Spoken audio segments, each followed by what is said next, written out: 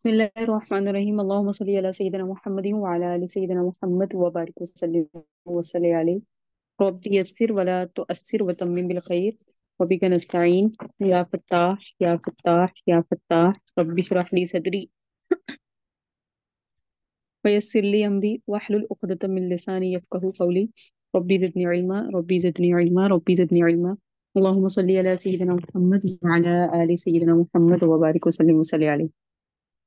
آج ہم نے سورۃ الفاتحہ سے شروع کرنا ہے۔ اللہ کی فضل سے رمضان کے ساعتوں میں ہم داخل ہو گئے۔ اللہ رب العزت ہمیں اس کی قدردانی کرنے کی توفیق عطا فرمائے اور اپنے وقت کو بابرکت بنانے کی اور اس سے خوب فیوز و برکات حاصل کرنے کی توفیق عطا فرمائے۔ اور بہت اہم ہے کہ ہم رمضان جیسی عبادت میں یا رمضان جیسے بابرکت مہینے میں کتنے انوارات سمیٹتے ہیں۔ تو اللہ کی رحمت تو اس ماہ میں چھما چھم برس رہی ہے، بس یہ ہم پر ہے کہ ہم اس سے کتنے فیض یاب ہوتے ہیں۔ اللہ تعالیٰ ہم سب کو فیض یاب ہونے کی توفیق عطا فرمائے۔ اعوذ باللہ من الشیطان الرجیم، بسم اللہ الرحمن الرحیم۔ اللہ کے نام سے شروع جو بڑا مہربان نہایت رحم فرمانے والا ہے۔ بسم اللہ الرحمن الرحیم کا ترجمہ ہم نے شروع کرنا ہے۔ الحمدللہ، تمام تعریفیں اللہ کے لیے ہیں، رب العالمین جو پالنے والا ہے تمام جہانوں کا، الرحمن بے حد مہربان، الرحیم نہایت رحم کرنے والا ہے، مالک یوم الدین مالک ہے جزا اور بدلے کا دن کا، ایاک نعبد اللہ ہم تیری ہی عبادت کرتے ہیں، وایاک نستعین اور تجھ ہی سے مدد مانگتے ہیں، اہدنا الصراط المستقیم ہمیں سیدھا راستہ دکھا دیجئے، صراط الذین راستہ ان لوگوں کا، انعمت علیہم جن پر آپ نے انعام کیا، غیر المغضوب علیہم ان لوگوں کا راستہ نہیں جن پر تیرا غضب ہوا، ولا الضالین اور نہ گمراہوں کا راستہ، آمین۔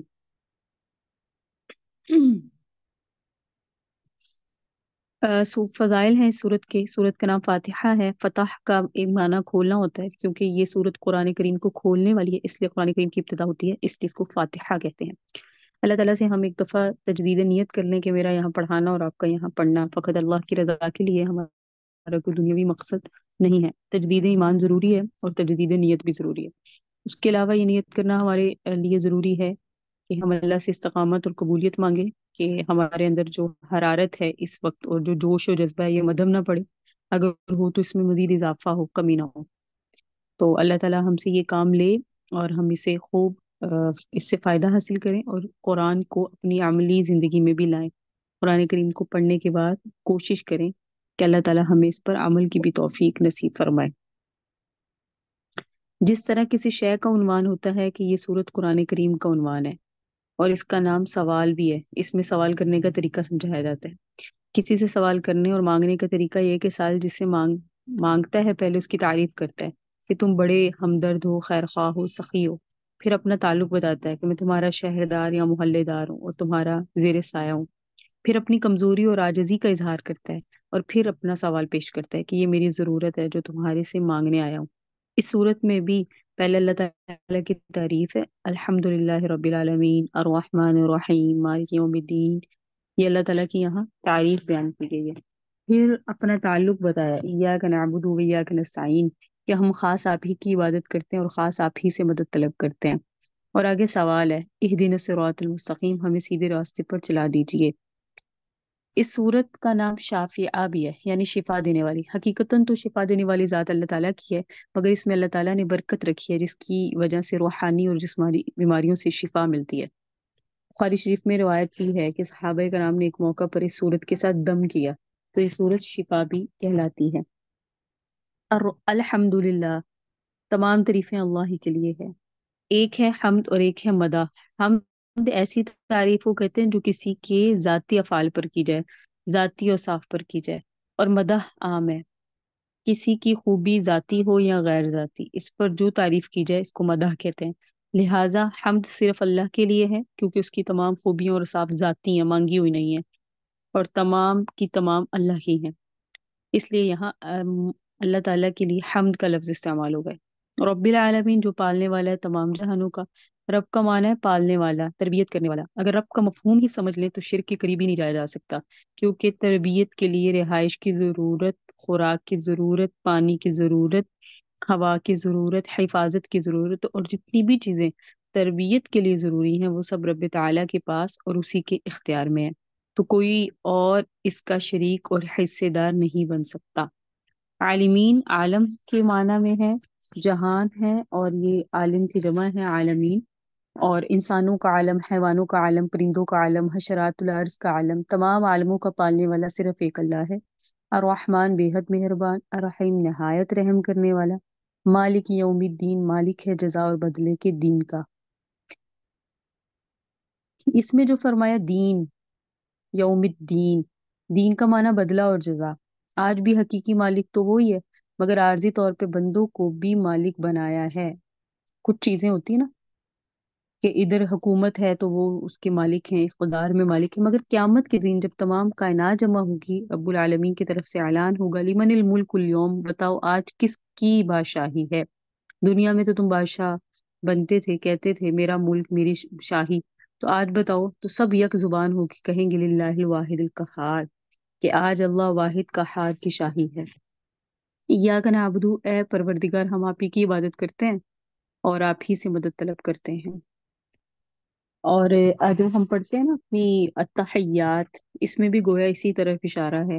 التحیات للہ والصلوات والطیبات، التحیات للہ یعنی زبانی عبادتیں اللہ کے لیے، والصلوات بدنی باتیں بھی اللہ ہی کے لیے، والطیبات مالی عبادتیں بھی اللہ کے لیے، یعنی ہر طرح کی عبادت اللہ کے لیے ہے، اس کے سوا کوئی بھی عبادت کے لائق نہیں۔ تو مدد بھی صرف پھر اللہ سے ہی اپنی مدد مانگنی چاہیے، ہر حال میں اللہ کی طرف دھیان ہونا چاہیے، اور پھر اللہ سے دعا کرنی چاہیے کہ اللہ اہدنا الصراط المستقیم، ہمیں سیدھے راستے پر چلا۔ صراط الذین، راستہ ان لوگوں کا انعمت علیہم جن پر آپ نے انعام کیا۔ اللہ تعالیٰ جی ہمیں ان لوگوں کے راستے پہ چلا دیجیے جن پر آپ نے انعام کیا۔ انعام یافتہ کون ہے؟ اللہ تعالیٰ نے آگے ایک جگہ فرمایا فَأُولَٰئِکَ مَعَ الَّذِينَ أَنْعَمَ اللَّهُ عَلَيْهِمْ، جنہوں نے اطاعت کی اللہ اور اس کے رسول کی اطاعت، تو وہ ان لوگوں کے ساتھ ہوگے جن پر اللہ نے انعام کیا۔ پھر فرمایا من النبیین، صدیقین، شہداء، صالحین، کہ وہ نبی ہیں، صدیق ہیں، شہداء ہیں، صالحین ہیں، کہ یہ وہ لوگ ہیں جن پر اللہ کا انعام ہوا۔ تو ہمیں اللہ سے دعا کرنی چاہیے کہ اللہ تعالیٰ ہمیں ان ایسے لوگوں میں شامل فرمائے جو نبیین والا نبی ہوں۔ ایسا نہیں کہ ہم نبی بن جائیں گے، لیکن اللہ تعالیٰ نبیین، صدیقین، شہداء اور صالحین جیسے گروہوں میں ہمیں شامل فرما لے۔ تو پہلے درجے میں اللہ تعالیٰ کے نبی ہیں، اللہ نے جو نعام اپنے پیغمبروں پہ بھی کیا وہ کسی دوسروں پہ نہیں کیا۔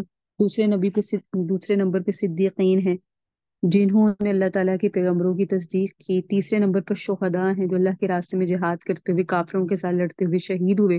اور چوتھے نمبر پہ صالحین ہیں کہ نہ تو پیغمبر ہیں، نہ صدیق ہیں، نہ شہید ہیں، بلکہ ایمان لا کے نیکیاں کر کے اخلاق صالحہ کے ساتھ نیکیوں کی صف میں شامل ہو گئے۔ یہ چار گروہ ہیں جن پر اللہ کا انعام ہوا، یہ صراط مستقیم پہ چلنے والے ہیں۔ اور صراط مستقیم کیا ہے اس کی تفسیر بھی اللہ تعالیٰ نے خود بتائی، یہ انشاءاللہ ہم جب 8واں پارہ پڑھیں گے تو اس کے چھٹے رکوع میں پڑھیں گے انشاءاللہ، 8ویں پارے کے چھٹے رکوع میں آئے گا۔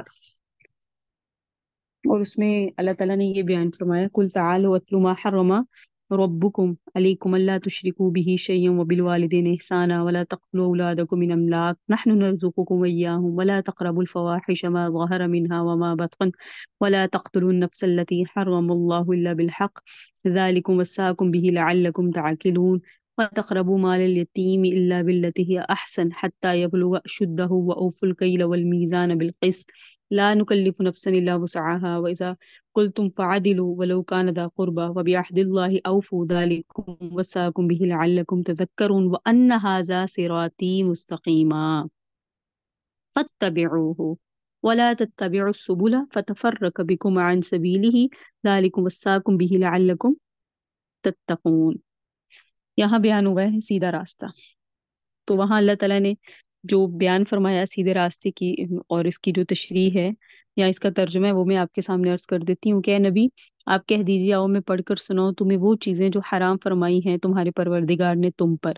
وہ کیا ہیں کہ تم شریک نہ ٹھہراؤ اللہ تعالیٰ کے ساتھ کسی چیز کو، اور والدین کے ساتھ احسان کرو، قتل نہ کرو، اپنی اولاد کو غربت کی وجہ سے قتل مت کرو کیونکہ ہم تمہیں بھی روزی دیتے ہیں اور انہیں بھی، اور قریب نہ جاؤ بے حیائی کی باتوں کے جو ظاہری ہوں، ان میں سے اور جو پوشیدہ ہوں ان میں سے، یعنی نہ ظاہری بے حیائی کے قریب جاؤ نہ پوشیدہ، اور نہ قتل کرو اس جان کو جس کو اللہ نے حرام قرار دیا مگر حق کے ساتھ۔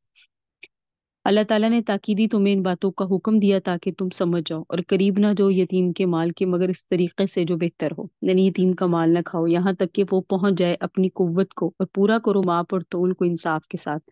ہم نہیں تکلیف دیتے کسی نفس کو مگر اس کی طاقت کے مطابق، اور جب تم بات کرو تو انصاف کے ساتھ کرو اگرچہ قریبی رشتہ دار ہی کیوں نہ ہو۔ اللہ تعالیٰ کے عہد کو پورا کرو۔ یہ وہ چیزیں ہیں جس کا اللہ تعالیٰ نے تمہیں تاکیدی حکم دیا تاکہ تم نصیحت حاصل کرو، اور بے شک یہ میرا سیدھا راستہ ہے پس اس پر چلو، اور نہ پیروی کرو تم اور راستوں کی، پس وہ تم کو جدا کر دیں گے اللہ کے راستوں سے۔ اس چیز کا اللہ تعالیٰ تمہیں تاکیدی حکم دیتا ہے تاکہ تم اس سے بچ جاؤ۔ تو صراط مستقیم کی اللہ رب العزت نے خود وضاحت فرمائی ہے۔ آٹھواں پارہ، آٹھواں پارہ چھٹا رکوع۔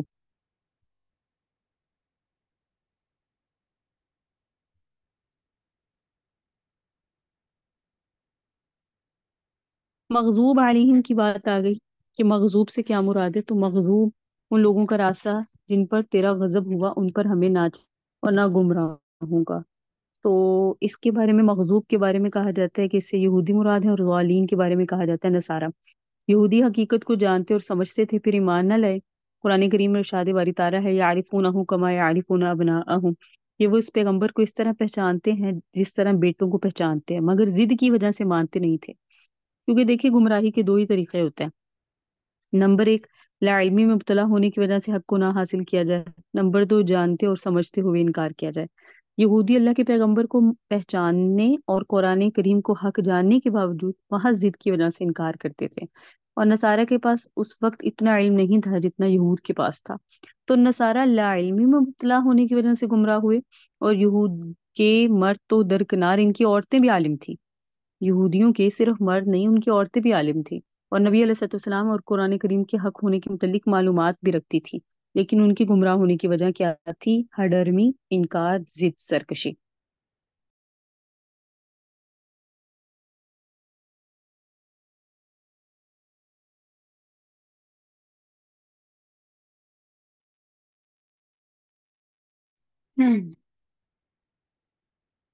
آخر میں آتا ہے آمین۔ جب ہم سورۃ الفاتحہ پڑھتے ہیں اس کے آخر میں کہتے ہیں آمین، اور آمین کا معنی ہے اللہ تعالیٰ ہماری دعا قبول فرما لیجئے، اور ایسا ہی ہو۔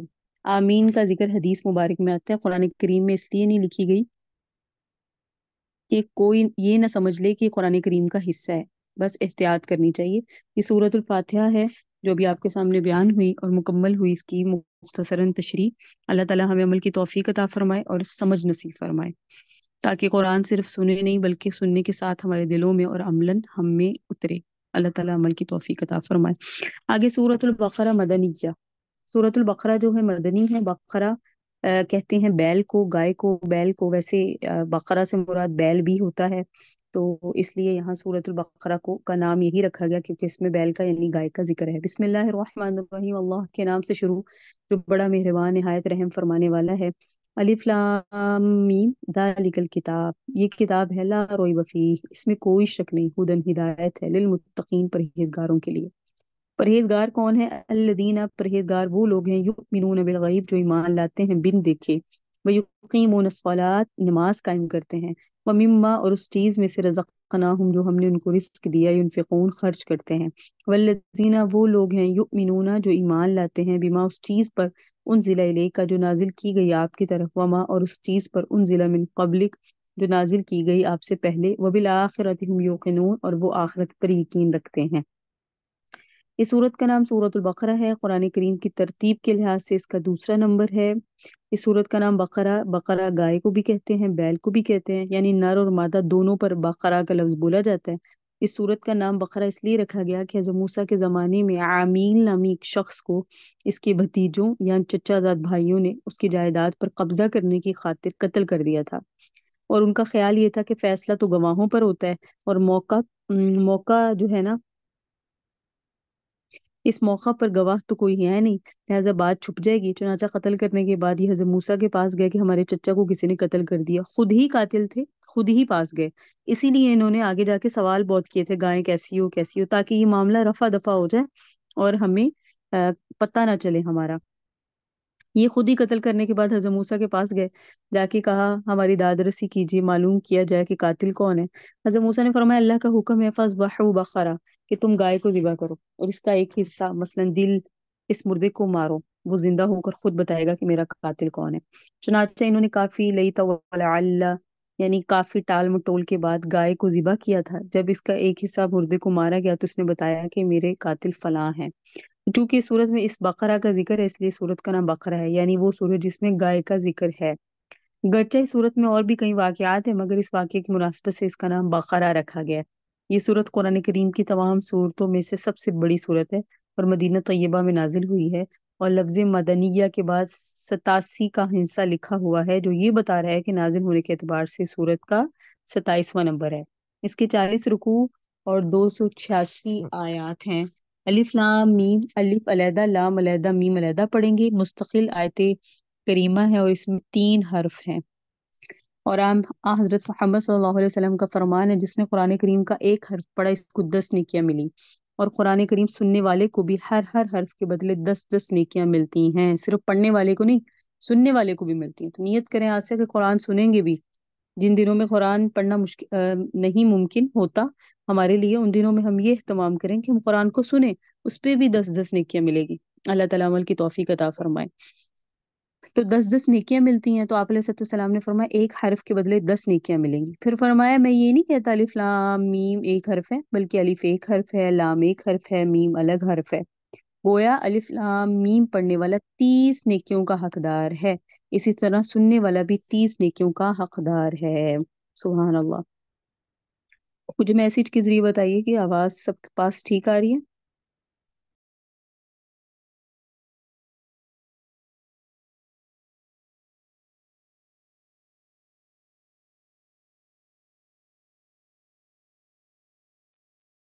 الحمدللہ۔ حروف مقطعات ہے، یہ حروف مقطعات ہیں، یہ حروف مقطعات قرآن مجید میں 29 صورتوں کے شروع میں آتے ہیں۔ یہ جو الف لام میم طا سین یا سین حا میم، یہ جو ٹوٹل بنتے ہیں نا، یہ 29 بنتے ہیں، 29۔ یہاں الف لام میم ہے، کہیں الف لام را ہے، کہیں یاسین ہے، کہیں طٰہٰ ہے، کہیں حامیم ہے۔ مقطع کا مفہوم سمجھ لیں کسی لفظ کو اختصار کے ساتھ لکھنے اور بولنے کے لیے، اس سے ایک حرف الگ کر لیں اور وہ حرف لکھ کر یا بول کر وہ لفظ مراد لے لیں۔ تو یہ چونکہ علیحدہ علیحدہ پڑھے جاتے ہیں، الف لام میم لکھا تو اکٹھا ہے لیکن پڑھنے میں الف لام میم علیحدہ علیحدہ پڑھے جاتے ہیں، اس لیے سورت کو ان کو کہتے ہیں مقطعات۔ ٹھیک ہے؟ تو ان کی مراد اللہ اور اس کے رسول بہتر جانتے ہیں، اس لیے اس کی جستجو میں نہیں پڑھا جاتا اور نہیں دیکھا جاتا کہ اس سے جو ہے وہ کیا مراد ہے۔ اور جو اللہ تعالیٰ نے ایک جگہ فرمایا ہے کہ جو راسخ فی العلم ہوتے ہیں، یعنی جنہیں یہ پتا ہے کہ اللہ نے جو کہہ دیا وہ حق ہے، وہ ان چیزوں کی تحقیق میں نہیں پڑھتے کہ اس سے ہے کیا مطلب، یعنی وہ کجی تلاش نہیں کرتے دین میں، وہ صرف یہ کہتے ہیں سمعنا واطعنا، ہم نے قبول کر لیا، ہم نے مان لیا۔ اچھا جی، ذالک الکتاب، یہ کتاب ہے جو ہمارے سامنے ہے، جو آپ سب نے بھی پکڑی ہوگی انشاءاللہ۔ کل سے اسکرین میں ساتھ ساتھ آپ کی آیات بھی چلتی جائیں گی تاکہ آپ سب کے لیے سہولت ہو، لیکن بہتر یہ ہوتا ہے اپنے ہاتھ سے قرآن پکڑا کریں تاکہ پکڑنے کا، دیکھنے کا، سننے کا، اور آپ کو ثواب بھی ملے اور آپ کا دھیان بھی قرآن کی طرف رہے۔ ذالک الکتاب، یہ کتاب ہے جو ہمارے سامنے موجود ہے، لا ریب فیہ، اس میں کوئی شک نہیں، یہ اللہ تعالیٰ کی کتاب ہے اور منبع رشد و ہدایت ہے، اس کی ہر بات حقیقت پہ مبنی ہے۔ اس پر بظاہر یہ سوال ہوتا ہے شک کرنے والوں نے تو قرآن کریم پر شک کیا، چنانچہ خود قرآن کریم میں موجود ہے، کیونکہ اسی پارے کا جب ہم تیسرا رکوع پڑھیں گے نا، پہلے پارے کا، تو اس کی دوسری آیت ہے، ایسا اس میں لکھا ہوا ہے کہ انہوں نے خود شک کیا ہے۔ دیکھیں وَإِن كُنتُمْ فِي رَيْبٍ مِّمَّا نَزَّلْنَا عَلَىٰ عَبْدِنَا فَأْتُوا بِسُورَةٍ مِّن مِّثْلِهِ۔ تو اس سے معلوم ہوا شک کرنے والوں نے قرآن کریم پر شک کیا، تو اللہ تعالیٰ فرماتے ہیں لا ریب فیہ، اس میں کوئی شک نہیں ہے۔ قرآن کریم میں تو کوئی شک نہیں ہے، یہ ان کے ذہنوں میں شک تھا، یہ جو وہ شک کیا کرتے تھے تو فرمایا گیا یہ ان کے ذہنوں میں شک تھا۔ تو یہ الگ الگ چیزیں ہیں، قرآن کا شک اور ذہن کا شک۔ تو اللہ تعالیٰ نے فرمایا کہ یہ جو تمہارا شک ہے وہ تم اپنے ذہنوں میں بنائے ہوئے ہو، قرآن میں کوئی شک نہیں ہے۔ ہدن، یہ تو نیری ہدایت ہے اور پرہیزگاروں کے لیے۔ تو یہ پرہیزگاروں کے لیے ہدایت ہے، اور پرہیزگار وہ ہیں جو الذین یؤمنون بالغیب، جو ایمان رکھتے ہیں یا ایمان لاتے ہیں بن دیکھے۔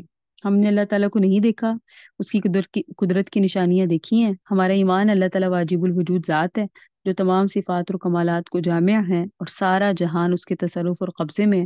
اس کی نہ ابتدا ہے نہ انتہا، نہ اس کا باپ نہ ماں، نہ وہ کھاتا ہے نہ پیتا ہے، نہ وہ بیمار ہوتا ہے، نہ اس کو موت آئے گی۔ وہ تمام کمزوریوں اور عیبوں سے پاک اور مبرہ ہے۔ یہ ہمارا ایمان ہے الحمدللہ۔ جس طرح ہم نے اللہ تعالیٰ کو نہیں دیکھا مگر اس پر ہمارا ایمان ہے، اسی طرح ہم نے پیغمبروں کو نہیں دیکھا مگر ان پر بھی ہمارا ایمان ہے۔ سب سے پہلے پیغمبر آدم علیہ السلام، سب سے آخری پیغمبر حضرت محمد مصطفیٰ صلی اللہ علیہ وآلہ وسلم ہیں۔ ان کے درمیان بھی جتنے پیغمبر تشریف لائیں سب پر بھی ہمارا ایمان ہے کہ وہ اپنے اپنے زمانے میں برحق پیغمبر تھے۔ اسی طرح ہم نے فرشتوں کو بھی نہیں دیکھا اور دعا کریں کہ جلدی جلدی نظر بھی نہ آئے، کیونکہ موت کے وقت فرشتے ہر ایک کو نظر آتے ہیں، مگر ہمارا ایمان ہے فرشتے موجود ہیں۔ اسی طرح جنت اور دوزخ پر بن دیکھے ہمارا ایمان ہے۔ پل صراط، میدان حشر کو بن دیکھے مانتے ہیں، قبر کی راحت اور تکلیف کو مانتے ہیں، اور دیکھا نہیں ہے لیکن مانتے ہیں۔ اللہ تعالیٰ قبر کی تکلیف سے ہم سب کو محفوظ فرمائے۔ متقیوں کی پہلی صفت ایمان بالغیب ہے، تو عقیدے کا درست کرنا ضروری ہے ہمارا۔ ہم سب کا ایمان بالغیب ہے۔ متقیوں کی دوسری صفت ہے وَيُقِيمُونَ الصَّلَاةَ، وہ قائم کرتے ہیں نماز کو۔ قائم کرنے کا معنی ہے نماز کو تمام شرائط واجبات کے ساتھ ادا کرتے ہیں۔ جو لوگ رکوع، سجود، قومہ، جلسہ اطمینان کے ساتھ ادا نہیں کرتے ان کی نماز کامل نہیں ہوتی، یہ ٹکرے ہی ہیں بس۔ تو قائم کرنے کا مطلب ہے نماز کی تمام شرائط واجبات کے ساتھ اس کو ادا کرنا۔ اسی طرح جو آدمی بغیر مجبوری کے جماعت کے ساتھ نماز نہیں پڑھتا، اکیلے پڑھتا ہے، اس کی بھی کامل نماز نہیں ہوتی۔ اور جو لوگ مسجد کے قریب رہتے ہیں اور اگر مسجد میں نماز نہ پڑھے مرد، تو ان کی بھی نماز ادا نہیں ہوتی، کامل نہیں ہوتی، کیونکہ حدیث میں آتا ہے لا صلاۃ لجار المسجد الا فی المسجد، کہ مسجد کے پڑوسی کی نماز صرف مسجد میں ہی ہوتی ہے۔ ہاں کوئی بڑھاپے کی وجہ سے گھٹنوں اور ٹخنوں سے رہ گیا، یا بیمار ہے، یا بارش کی وجہ سے مسجد میں نہیں آ سکتا، یا سفر پہ ہے، یا اندھیرا ہے، یا کوئی ایسی وجہ ہے، تو اس کو گھر میں نماز پڑھنے پر کوئی ثواب، پوری طرح کا ثواب مل جائے گا۔ لیکن جس کو کوئی عذر نہیں، اس کے باوجود نماز مسجد اس کے قریب ہے، اس کے ساتھ پاس ہی ہے، اس کی گلی میں ہے، اور وہ نماز نہیں پڑھتا اس میں جا کے، تو پھر یہ کامل ثواب نہیں پاتا۔ اسی طرح متقیوں کی تیسری صفت وَمِمَّا رَزَقْنَاهُمْ يُنْفِقُونَ، کہ ہم نے جو انہیں رزق دیا اس میں سے وہ خرچ کرتے ہیں، اس چیز میں سے جو ہم نے ان کو رزق دیا ہے۔ اکثر حضرات تو فرماتے ہیں چیز سے مراد مال ہے، یعنی مال ہم نے ان کو جو مال دیا اس سے خرچ کرتے ہیں، زکوٰۃ ادا کرتے ہیں، عشر نکالتے ہیں، فطرانہ ادا کرتے ہیں، نفلی صدقات بھی کرتے ہیں۔ بعض لوگ بڑے کنجوس ہوتے ہیں، زکوٰۃ کے مال کے علاوہ مال خرچ کرنے کے لیے تیار نہیں ہوتے، رشتہ داریاں بھی زکوٰۃ کے ساتھ نبھاتے ہیں۔ مثلاً ان کے عزیزوں رشتہ داروں کی شادیاں ہوں تو آ کر مسئلے پوچھتے ہیں کہ بھئی ہم زکوٰۃ انہیں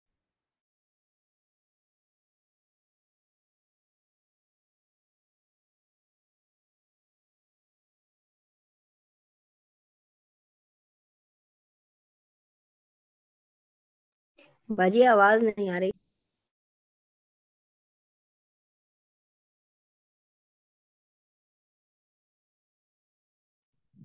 السلام علیکم اقرا، آپ کی آواز نہیں آ رہی ہے۔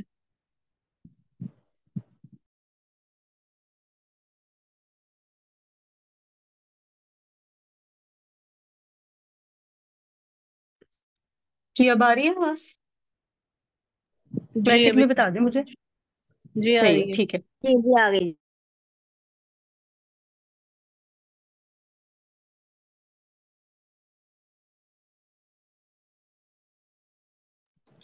آپ کا مائک پھر سے تو آف ہم ہو جی متقیوں کی تیسری صفت کہ وہ رزق دیتے، جو ہم نے انہیں رزق دیا اس میں سے خرچ کرتے ہیں۔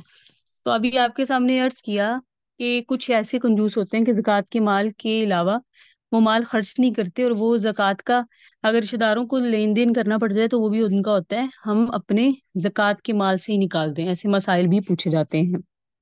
تو امام فخر الدین رازی رحمہ اللہ فرماتے ہیں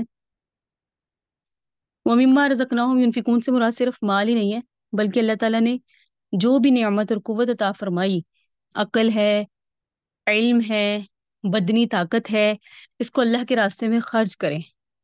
کسی کو اللہ تعالیٰ نے علم عطا کیا، وہ اس کو خرچ کرتے ہیں اور دوسروں کو تعلیم دیتے ہیں۔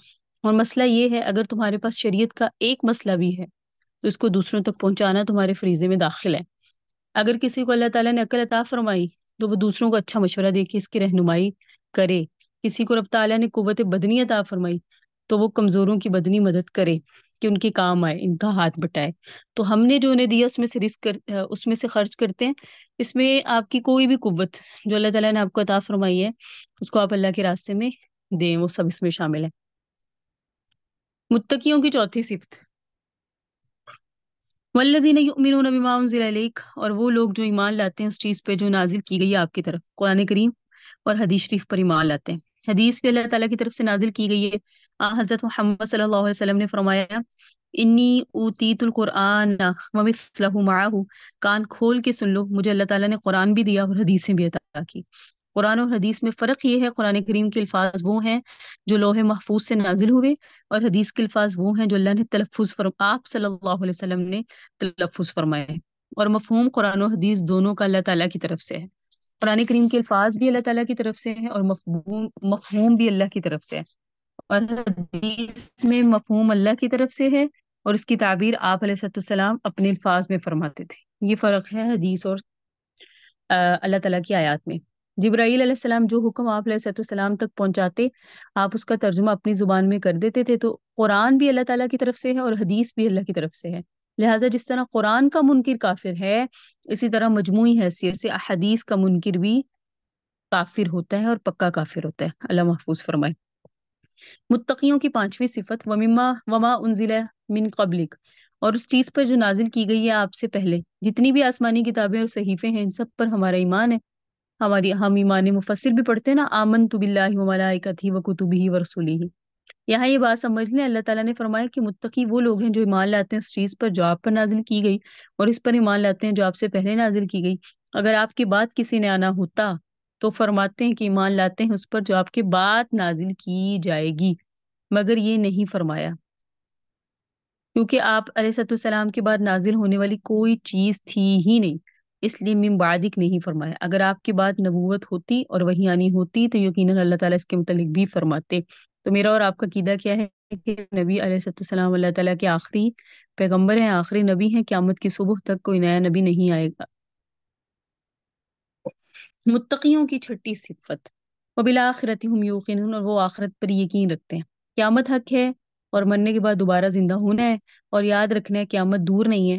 حضرت محمد صلی اللہ علیہ وسلم کا ارشاد گرامی ہے، من مات فقط قامت قیامتہ، جو شخص مرتا ہے بس تحقیق اس کی قیامت ہو جاتی ہے، بس آنکھیں بند ہونے کی دیر ہے، جنت و دوزخ سامنے آ جائے گی۔ بلکہ آنکھیں بند ہونے سے پہلے دنیا کی زندگی کے آخری لمحات میں ہی فرشتے نظر آنے لگ جاتے ہیں۔ مرنے والے کے علاوہ دوسرے لوگوں کو نظر نہیں آتے، کیونکہ ایمان بالغیب ہے، اور مرنے والے کو جان نکالنے والا فرشتہ اور اس کے ساتھ جو اس کے معاون ہوتے ہیں نظر آتے ہیں۔ نیک ہے تو جنت کا لباس اور خوشبوئیں لے کر آتے ہیں، اور اگر بد ہے تو جہنم کا ٹاٹ اور بدومیں لے کر آتے ہیں۔ اس لیے قبر کو نہ بھولنے والی چیز ہے کہ ہمیں قبر کو نہیں بھولنا چاہیے، اپنی جزا اور سزا کو یاد رکھنا چاہیے، اور اپنی تمام تر کوششیں آخرت کے لیے کرنی چاہیے۔ اور جوانی کی عبادت تو بہت اللہ کو محبوب ہے، اور یاد رکھیں عبادت تو عبادت ہے، نماز تو نماز ہے، چاہے نوجوان پڑھے یا بوڑھا، مگر نوجوان کی عبادت اور نماز کا لطف ہی اور ہے۔ حدیث شریف میں آتا ہے، قیامت والے دن اللہ تعالیٰ کے عرش کے سائے کے نیچے جن لوگوں کو جگہ ملے گی، ان میں ایک وہ شاب یعنی نوجوان ہوگا، نشا فی عبادت اللہ تعالی، جس کی جوانی اللہ کی عبادت میں گزری ہو۔ اللہم اجعلنا منہم۔ لہٰذا جوانی کی حالت میں عبادت کا بڑا درجہ ہے۔ اللہ تعالیٰ ہمیں جوانی میں عبادت کرنے کی توفیق عطا فرمائے، اور ہمیں ایسی قوت عطا فرمائے کہ ہم اللہ کے ساتھ تعلق جوڑیں، اللہ کی کتاب کے ساتھ تعلق جوڑیں، احادیث پڑھیں، اور نبی علیہ السلام کی سیرت، حدیث اور قرآن کے ساتھ اپنا تعلق مضبوط کریں، کیونکہ یاد رکھیں قبر کا ساتھی قرآن ہے۔ اللہ تعالیٰ نے فرمایا، اولئک علی ھدی، یہی لوگ ہدایت پر ہیں، من ربہم، اپنے رب کی طرف سے، واولئک ھم المفلحون، یہی لوگ فلاح پانے والے ہیں۔ ان الذین کفروا، بے شک وہ لوگ جنہوں نے کفر کیا، سواء علیہم، برابر ہے ان پر، انذرتہم، آپ ان کو ڈرائیں، ام لم تنذرہم، یا آپ انہیں نہ ڈرائیں، لا یؤمنون،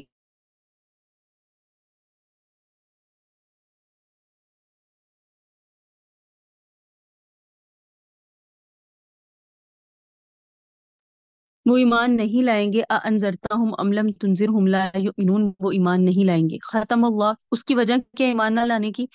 مہر لگا دی اللہ علی قلوبہم، ان کے دلوں پر، وعلی سمعہم، ان کے کانوں پر، وعلی ابصارہم غشاوہ، اور ان کی آنکھوں پر پردہ ہے، وَلَهُمْ عَذَابٌ عَظِيمٌ، اور ان کے لیے بڑا عذاب ہے۔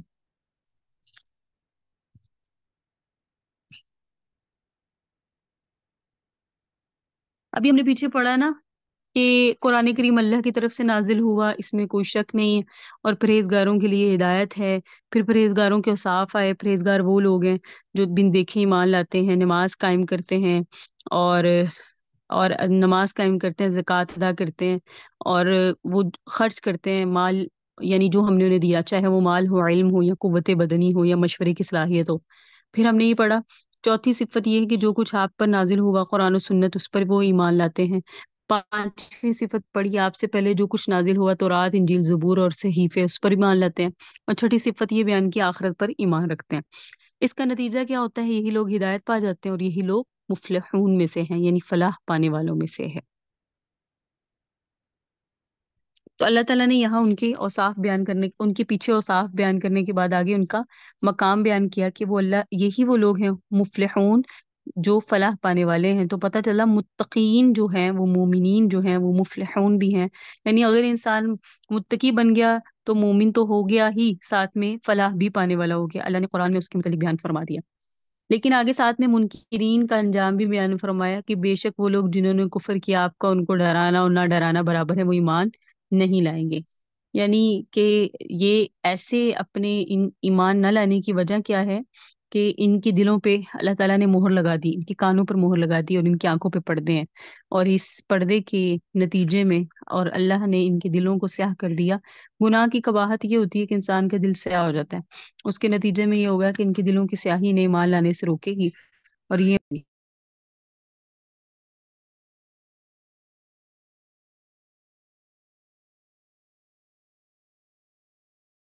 اچھا ادھر ایک اشکال ہوتا ہے کہ جب اللہ تعالیٰ نے ان کے دلوں پر مہر لگا دی، کانوں میں پردے ڈال دیے، آنکھوں پہ پردے ڈال دیے، ان کی ہدایت کے سارے راستے بند کر دیے، تو اس کے بعد اگر وہ ایمان نہ لائیں تو اس میں ان کا کیا قصور ہے؟ ٹھیک ہے نا، کیونکہ وہ رب تعالیٰ سے زور آور تو نہیں ہے نا کہ خود پردے اٹھا لیں اور کانوں پہ پڑے ہوئے پردوں کو دور کریں، دلائل کو سن کر ایمان لے آئیں۔ رب تو رب ہے، ساری طاقت اس کے پاس ہے۔ تو پھر یہ اشکال کیا جاتا ہے کہ پھر وہ اگر ایمان نہیں لاتے تو اس میں ان کا کیا قصور ہے؟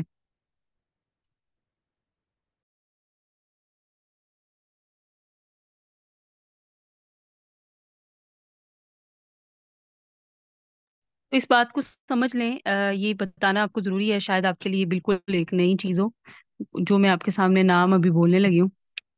ایک عقائد باطلہ ہیں جن میں سے ایک کا نام ہے معتزلہ، اور دوسرا ہے جبریہ۔ ہم یہ نہیں ہے، ہم تو اہل سنت الحمدللہ۔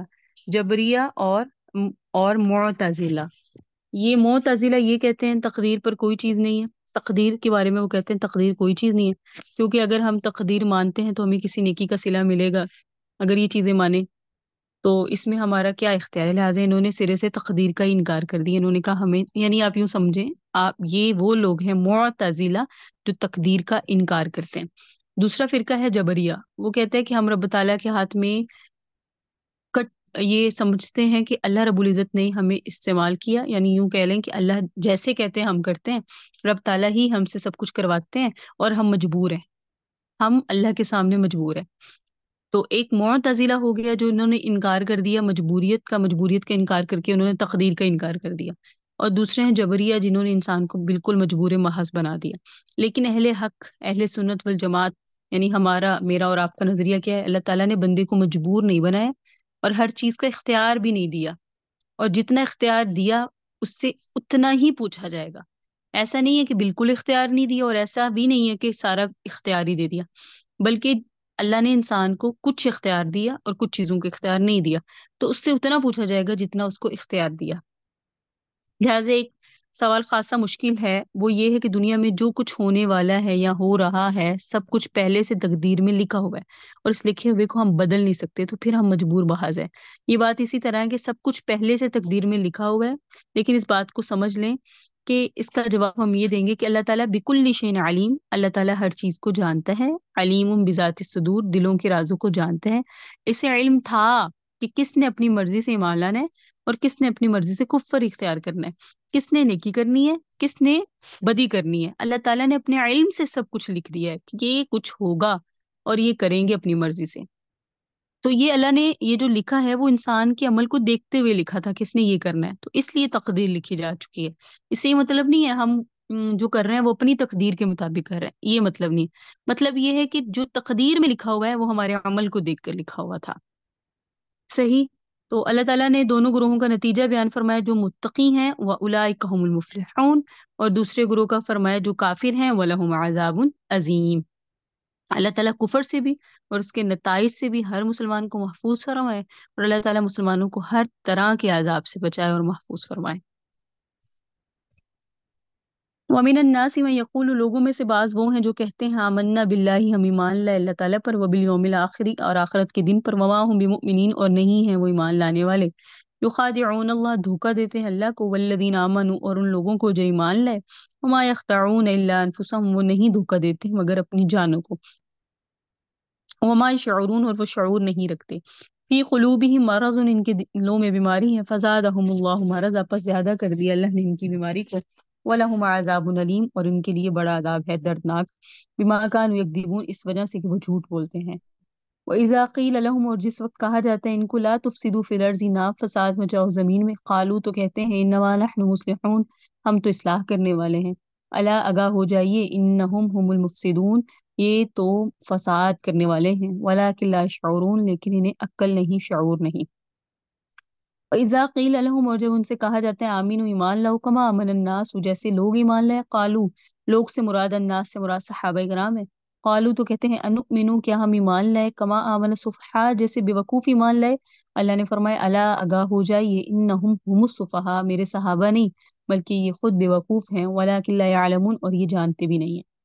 وَإِذَا لَقُوا الَّذِينَ آمَنُوا، اور جس وقت ملاقات کرتے ہیں ایمان والوں سے، قالوا آمنا، کہتے ہیں ہم ایمان لے آئے، وَإِذَا خَلَوْا إِلَىٰ شَيَاطِينِهِمْ، اور جس وقت جاتے ہیں اپنے شیاطینوں کے پاس، قالوا إِنَّا مَعَكُمْ، تو کہتے ہیں بے شک ہم تمہارے ساتھ ہیں۔ اللہ تعالیٰ فرما رہے ہیں انما نحن مستہزئون، ساتھ میں کہتے ہیں پختہ بات یہ، ہم تو مومنوں سے مذاق کرتے ہیں۔ اللہ نے اس کے نتیجے میں فرمایا اللہ یستہزئ بہم، اللہ تعالیٰ ان سے مذاق کا بدلہ دے گا، وَيَمُدُّهُمْ، اور اللہ ان کو مہلت دے گا، فی طغیانہم، ان کی سرکشی میں، یعمہون، وہ سرگرداں اور حیران پھرتے ہیں۔ سورۃ الفاتحہ میں اللہ تعالیٰ سے ہدایت کا سوال کیا تھا، اہدنا الصراط المستقیم، جو اللہ تعالیٰ نے قبول فرمایا اور ہدایت عطا کر دی، اور فرمایا ذالک الکتاب لا ریب فیہ ھدی للمتقین، اس کتاب میں کوئی شک و شبہ نہیں اور یہ پرہیزگاروں کے لیے ہدایت ہے۔ ہدایت نامے کو قبول کرنے اور نہ کرنے کے بارے میں تین گروہ ہیں، اس کو سمجھ لیں۔ ہدایت نامے کو قبول کرنے اور نہ کرنے کے بارے میں کتنے گروہ ہیں؟ تین۔ ایک وہ جو دل سے تسلیم کرتے ہیں اور زبان سے اقرار کرتے ہیں، وَأُولَٰئِکَ هُمُ الْمُفْلِحُونَ، ان کے متعلق بیان فرمایا وہی فلاح پانے والے ہیں۔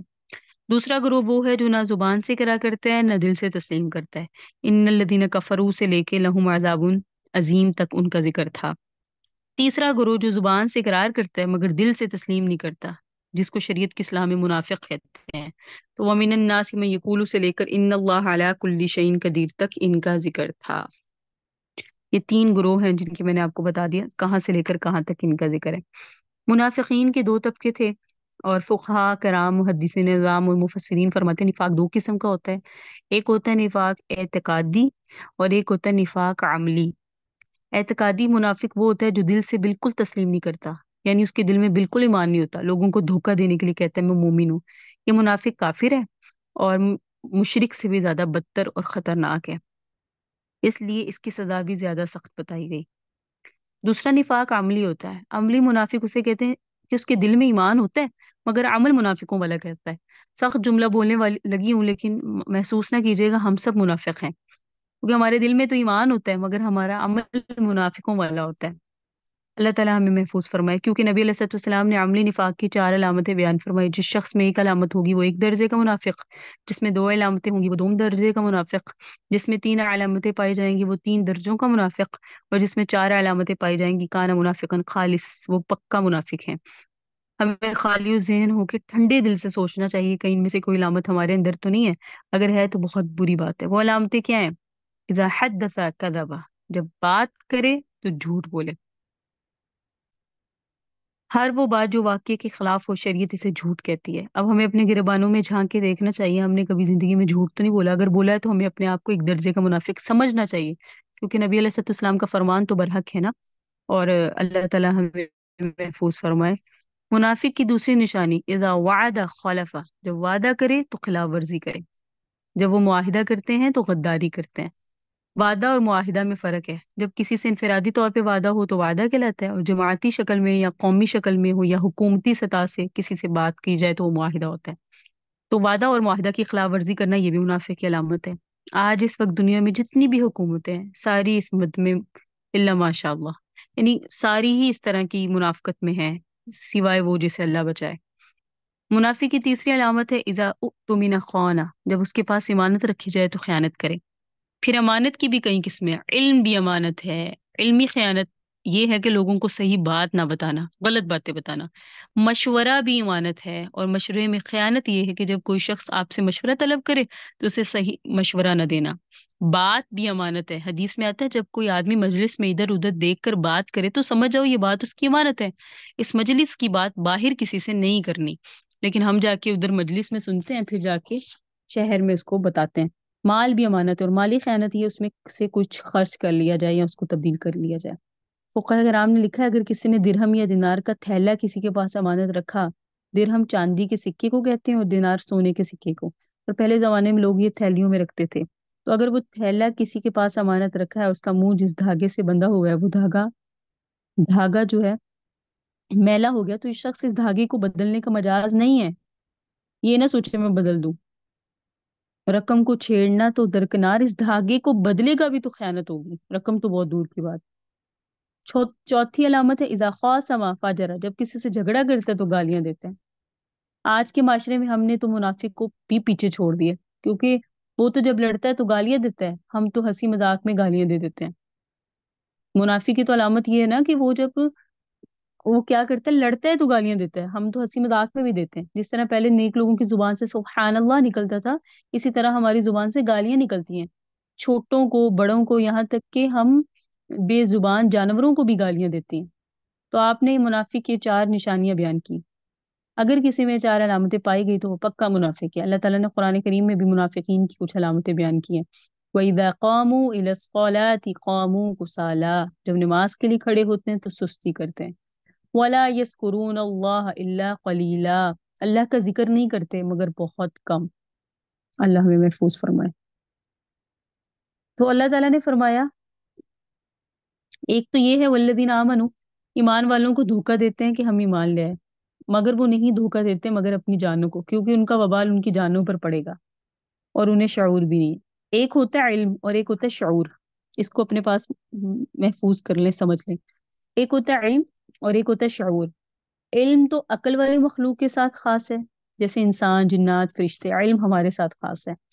اور شعور کا معنی ہے اپنے اوپر آنے والے حالات کا احساس اور ادراک، جیسا کہ حیوانوں کو گرمی سردی کا احساس ہوتا ہے، بھوک پیاس کو محسوس کرتے ہیں۔ اللہ تعالیٰ نے منافقوں کے متعلق فرمایا وہ شعور نہیں رکھتے، یعنی منافق ایسے ان کو حیوانوں جیسا شعور بھی نہیں ہے، اپنے نقصان کا اتنا شعور و احساس کر لیں جتنا کہ حیوان کو ہے، لیکن ان کو وہ بھی نہیں ہے۔ تو اس لیے اللہ نے یہاں نا شعور کا لفظ استعمال فرمایا، ٹھیک ہے۔ فی قلوبہم مرض، ان کے دلوں میں منافقت کی بیماری ہے۔ جوں جوں دن گزرتے ہیں نیک لوگ نیکیاں کما رہے ہیں اور اعمال صالحہ میں آگے بڑھ رہے ہیں، اور منافق بس زیادہ کر دیا اللہ نے ان کی بیماری کو، ان کا نفاق دن بدن بڑھتا جا رہا ہے، اور ان کے لیے عذاب ہوگا، دردناک عذاب، سخت عذاب منافقوں کے لیے، اس وجہ سے کہ وہ جھوٹ بولتے ہیں۔ جھوٹ اس طرح زبانی کہتے ہیں کہ ہم اللہ پر ایمان بھی لائے، آخرت کے دن پر بھی ایمان لائے، دل سے نہیں مانتے، تو اس پہ بڑا جھوٹ کیا ہوگا، زبان کسی اور کی، دل کسی اور کا۔ اور جس وقت کہا جاتا ہے لا تفسدوا فی الارض، زمین میں فساد نہ پھیلاؤ، کیونکہ جھوٹ بولنا، وعدہ خلافی کرنا، خیانت کرنا یہ زمین میں فساد ہے، تو پھر ان کا کہنا ہے ہم تو فساد نہیں پھیلاتے، انما نحن مصلحون، ہم تو اصلاح کرنے والے۔ جس طرح آج کل کے بہت سارے لوگ ہیں جن کا کردار ایسا ہوتا ہے، اللہ تعالیٰ ہمیں محفوظ فرمایا ایسے لوگوں میں ہونے سے، کہ ہم کچھ باتیں ایسی کر دیتے ہیں اور ہماری نیت ہوتی ہے، ہمارا دھیان بھی نہیں ہوتا، لیکن ہم سوچے سمجھے کر دیتے ہیں، یہ سوچے سمجھے بغیر کہ میری اس بات سے گھر میں فساد ہو سکتا ہے، میرے جو گھر کے افراد ہیں ان کے اندر لڑائی ہو سکتی ہے، یا میرے اگر میں کہیں کام کرتی ہوں تو میرے جو ساتھ کولیگ ہیں ان میں لڑائی ہو سکتی ہے، ان کا ایک دوسرے سے وہ بدزن ہو سکتی ہیں، ہم بغیر سوچے سمجھے بات کہہ دیتے ہیں، لیکن ہم بھی کہیں نہ کہیں مفسدون میں سے ہوتے ہیں۔ تو ہم نیت کریں ہم اپنی شخصیات کو، اپنی پرسنالٹی کو بے ضرر، جسے کہتے ہیں نا بے ضرر شخصیت بنائیں، کہ اگر آپ کسی کو نفع نہیں دے سکتی تو ضرر بھی نہ دیں، تکلیف بھی نہ دے۔ اللہ تعالیٰ ہمیں اپنے آپ کو قرآن و حدیث کے سانچے میں ڈھالنے کی توفیق عطا فرمائے اور یہ راستہ ہمارے لیے آسان فرمائے۔ فرمایا لا تفسدوا فی الارض، یہ فساد نہ مچاؤ زمین میں۔ قالو کہتے ہیں انما نحن مصلحون، ہم تو اصلاح کرنے والے ہیں۔ رب تعالیٰ فرماتے ہیں الا خبردار انہم المفسدون، بے شک وہی ہیں فساد کرنے والے، ولکن لا یشعرون، انہیں کچھ شعور نہیں ہے۔ وَإِذَا قِيلَ لَهُمْ آمِنُوا، جس وقت کہا جاتا ہے ان کو سچا ایمان لے آؤ، کما آمن الناس، جیسے ایمان لائے لوگ، قالو کہتے ہیں نؤمنو، کیا ہم ایمان لائیں، جیسے سفہاء یعنی بے وقوف ایمان لائے۔ منافق لوگ سچے مخلص اور دیانت دار مومنوں کو بے وقوف کہتے تھے، کہتے تھے یہ کوئی عقل مندی ہے جس طرح وہ ان کو کہتا ہے بے سوچے سمجھے اسی طرح کرتے چلے جاتے ہیں۔ یعنی یہ مومنون کے بارے میں، مومنین کے بارے میں، صحابہ کرام کے بارے میں کہتے تھے کہ گھر بار سب کچھ ان کے کہنے پر، یعنی محمد صلی اللہ علیہ وآلہ وسلم کے کہنے پر قربان کر دیا کرتے ہیں یہ صحابہ۔ اگر عقل مند ہوتے تو کوٹھیاں بناتے، دولت اکٹھی کرتے، تجارت بڑھاتے، انہوں نے تو جو ہے اپنا سب کچھ داؤ پہ لگا دیا۔ پہلے ہی فقیر تھے، جو تھوڑا بہت ہے وہ بھی اللہ کے راستے میں انہوں نے دے دیا، اس نبی کے کہنے پہ سب کچھ دے دیا۔ اللہ تعالیٰ نے فرمایا بے شک بے وقوف تو یہی ہیں اور جانتے بھی نہیں ہیں، کیونکہ جس وقت ملاقات کرتے ہیں ایمان والوں سے تو ان کو دھوکہ دینے کے لیے کہتے ہیں ہم ایمان لائے، جس طرح آج کل بھی ہوتا ہے، بہت ساری چیزوں میں ہم منافقت کر رہے ہوتے ہیں اور ہمارے ساتھ بھی، اور جب یہ اکیلے ہوتے ہیں اپنے شیاطینوں کے پاس تو کہتے ہیں ہم تو تمہارے ساتھ ہیں، ان کا تو ہم مذاق اڑاتے ہیں۔ مومنوں سے استہزاء، ہم تو مومنوں سے مذاق کرتے ہیں، دل لگی کرتے ہیں، ہم کہاں مومن ہیں۔ اللہ تعالیٰ فرماتے ہیں اللہ تعالیٰ ان کے استہزاء کا بدلہ دے گا اور مہلت دے گا اللہ تعالیٰ نے کہ یہ سرکشی میں ہی حیران پھرتے رہیں گے۔ جتنا دھوکہ دے سکتے ہیں دے لیں، جو حرام کھا سکتے ہیں کھا لیں، رسی ڈھیلی چھوڑی ہوئی ہے۔ حدیث میں آتا ہے ان اللہ تعالی یملی ظالما حتی اذا اخذہ لم یفلتہ، بے شک اللہ تعالیٰ ظالم کی رسی ڈھیلی چھوڑ دیتا ہے، یہاں تک کہ جب اس کو سختی سے پکڑتا ہے تو چھوڑتا نہیں ہے۔ اللہ تعالیٰ محفوظ فرمائے۔ آگے منافقوں کی بدکاریوں اور ان کی غلط کاریوں کا ذکر ہے کہ اولئک الذین، یہی وہ لوگ ہیں، اشتروا الضلالہ، جنہوں نے خریدا گمراہی کو، بالہدی، ہدایت کے بدلے، فما ربحت تجارتہم، پس نفع مند نہ ہوئی تجارت ان کی، وما کانوا مہتدین، اور نہ ہوئے وہ ہدایت پانے والے۔ مثلہم، مثال ان کی، کمثل الذی، اس شخص کی طرح کی ہے، استوقد نارا، جس نے آگ جلائی، فلما اضاءت، پس جب روشن کر دیا اس آگ نے، ما حولہ، ماحول، ہم کہتے ہیں نا ماحول، تو ماحول عربی کا لفظ ہے، دیکھیں ما حولہ، اس جلانے والے کے ارد گرد کو، ذہب اللہ بنورہم، لے گیا اللہ ان کی روشنی کو، وترکہم فی ظلمات، اور چھوڑ دیا ان کو اندھیروں میں، لا یبصرون، وہ نہیں دیکھ سکتے، سمم بہرے ہیں، بکمن گونگے ہیں، عمیون اندھے ہیں، ہم لا یرجعون، وہ نہیں لوٹتے۔ او کسیبن، یا ان کی مثال ہے بارش کی سی، من السما، جو آسمان کی طرف سے نازل ہوتی ہے، فیہ ظلمات، اس میں اندھیرے ہیں، ورعد، کڑک ہے، وبرق، بجلی ہے، یجعلون اصابعہم، کرتے ہیں اپنی انگلیاں، فی اذانہم، اپنے کانوں میں، من الصواعق، بجلی کی وجہ سے، حذر الموت، موت سے ڈرتے ہوئے، واللہ محیط، اور اللہ گھیرنے والا ہے، بالکافرین، کافروں کو۔ یکاد البرق، قریب ہے بجلی، یخطف ابصارہم، اچک لے ان کی آنکھوں کو، کلما اضاء لہم، جب کبھی روشنی ہوتی ہے ان کے لیے، مشوا فیہ، اس میں چل پڑتے ہیں، وَإِذَا أَظْلَمَ عَلَيْهِمْ، اور جب اندھیرا چھا جاتے ہیں ان پر، قاموا، تو ٹھہر جاتے ہیں، وَلَوْ شَاءَ اللَّهُ، اور اگر اللہ تعالیٰ چاہے، لَذَهَبَ بِسَمْعِهِمْ، البتہ لے جائے ان کے کانوں کو، وَأَبْصَارِهِمْ، اور ان کی آنکھوں کو، ان اللہ، بے شک اللہ تعالیٰ، عَلَى كُلِّ شَيْءٍ قدیر، ہر چیز پر قادر ہے۔ منافقوں کا ذکر چلا آ رہا ہے، اللہ تعالیٰ فرماتے ہیں یہ لوگ ہیں انہوں نے خریدا گمراہی کو ہدایت کے بدلے، یعنی ہدایت دی اور اس کے بدلے میں گمراہی لے لی۔ اب یہاں پہ ایک سوال پیدا ہوتا ہے، یہ تو پہلے کافر تھے، ان کے پاس تو ہدایت نہیں تھی، تو انہوں نے ہدایت دے کے گمراہی کیسے خریدی؟ تو اس کے متعلق مفسرین فرماتے ہیں اللہ تعالیٰ نے ہر بچے میں پیدائشی طور پہ صحیح فطرت رکھی تھی، یعنی ہر بچہ پیدا ہونے والا صحیح فطرت پہ پیدا ہوتا ہے، پھر اس کے ماں باپ اس کو یہودی بنا دیتے ہیں یا عیسائی یا مجوسی۔ اگر بچے کو اسی فطرت پہ چھوڑا جائے جس پر وہ پیدا ہوا ہے، تو بالغ ہونے کے بعد اگر اس کے سامنے اسلام پیش کیا جائے تو وہ فوراً قبول کرے گا، کیونکہ فطرت صحیحہ پر پیدا ہوئے نا۔ تو اس لیے فرمایا کہ انہوں نے گمراہی کو خریدا اور ہدایت کو بیچ دیا۔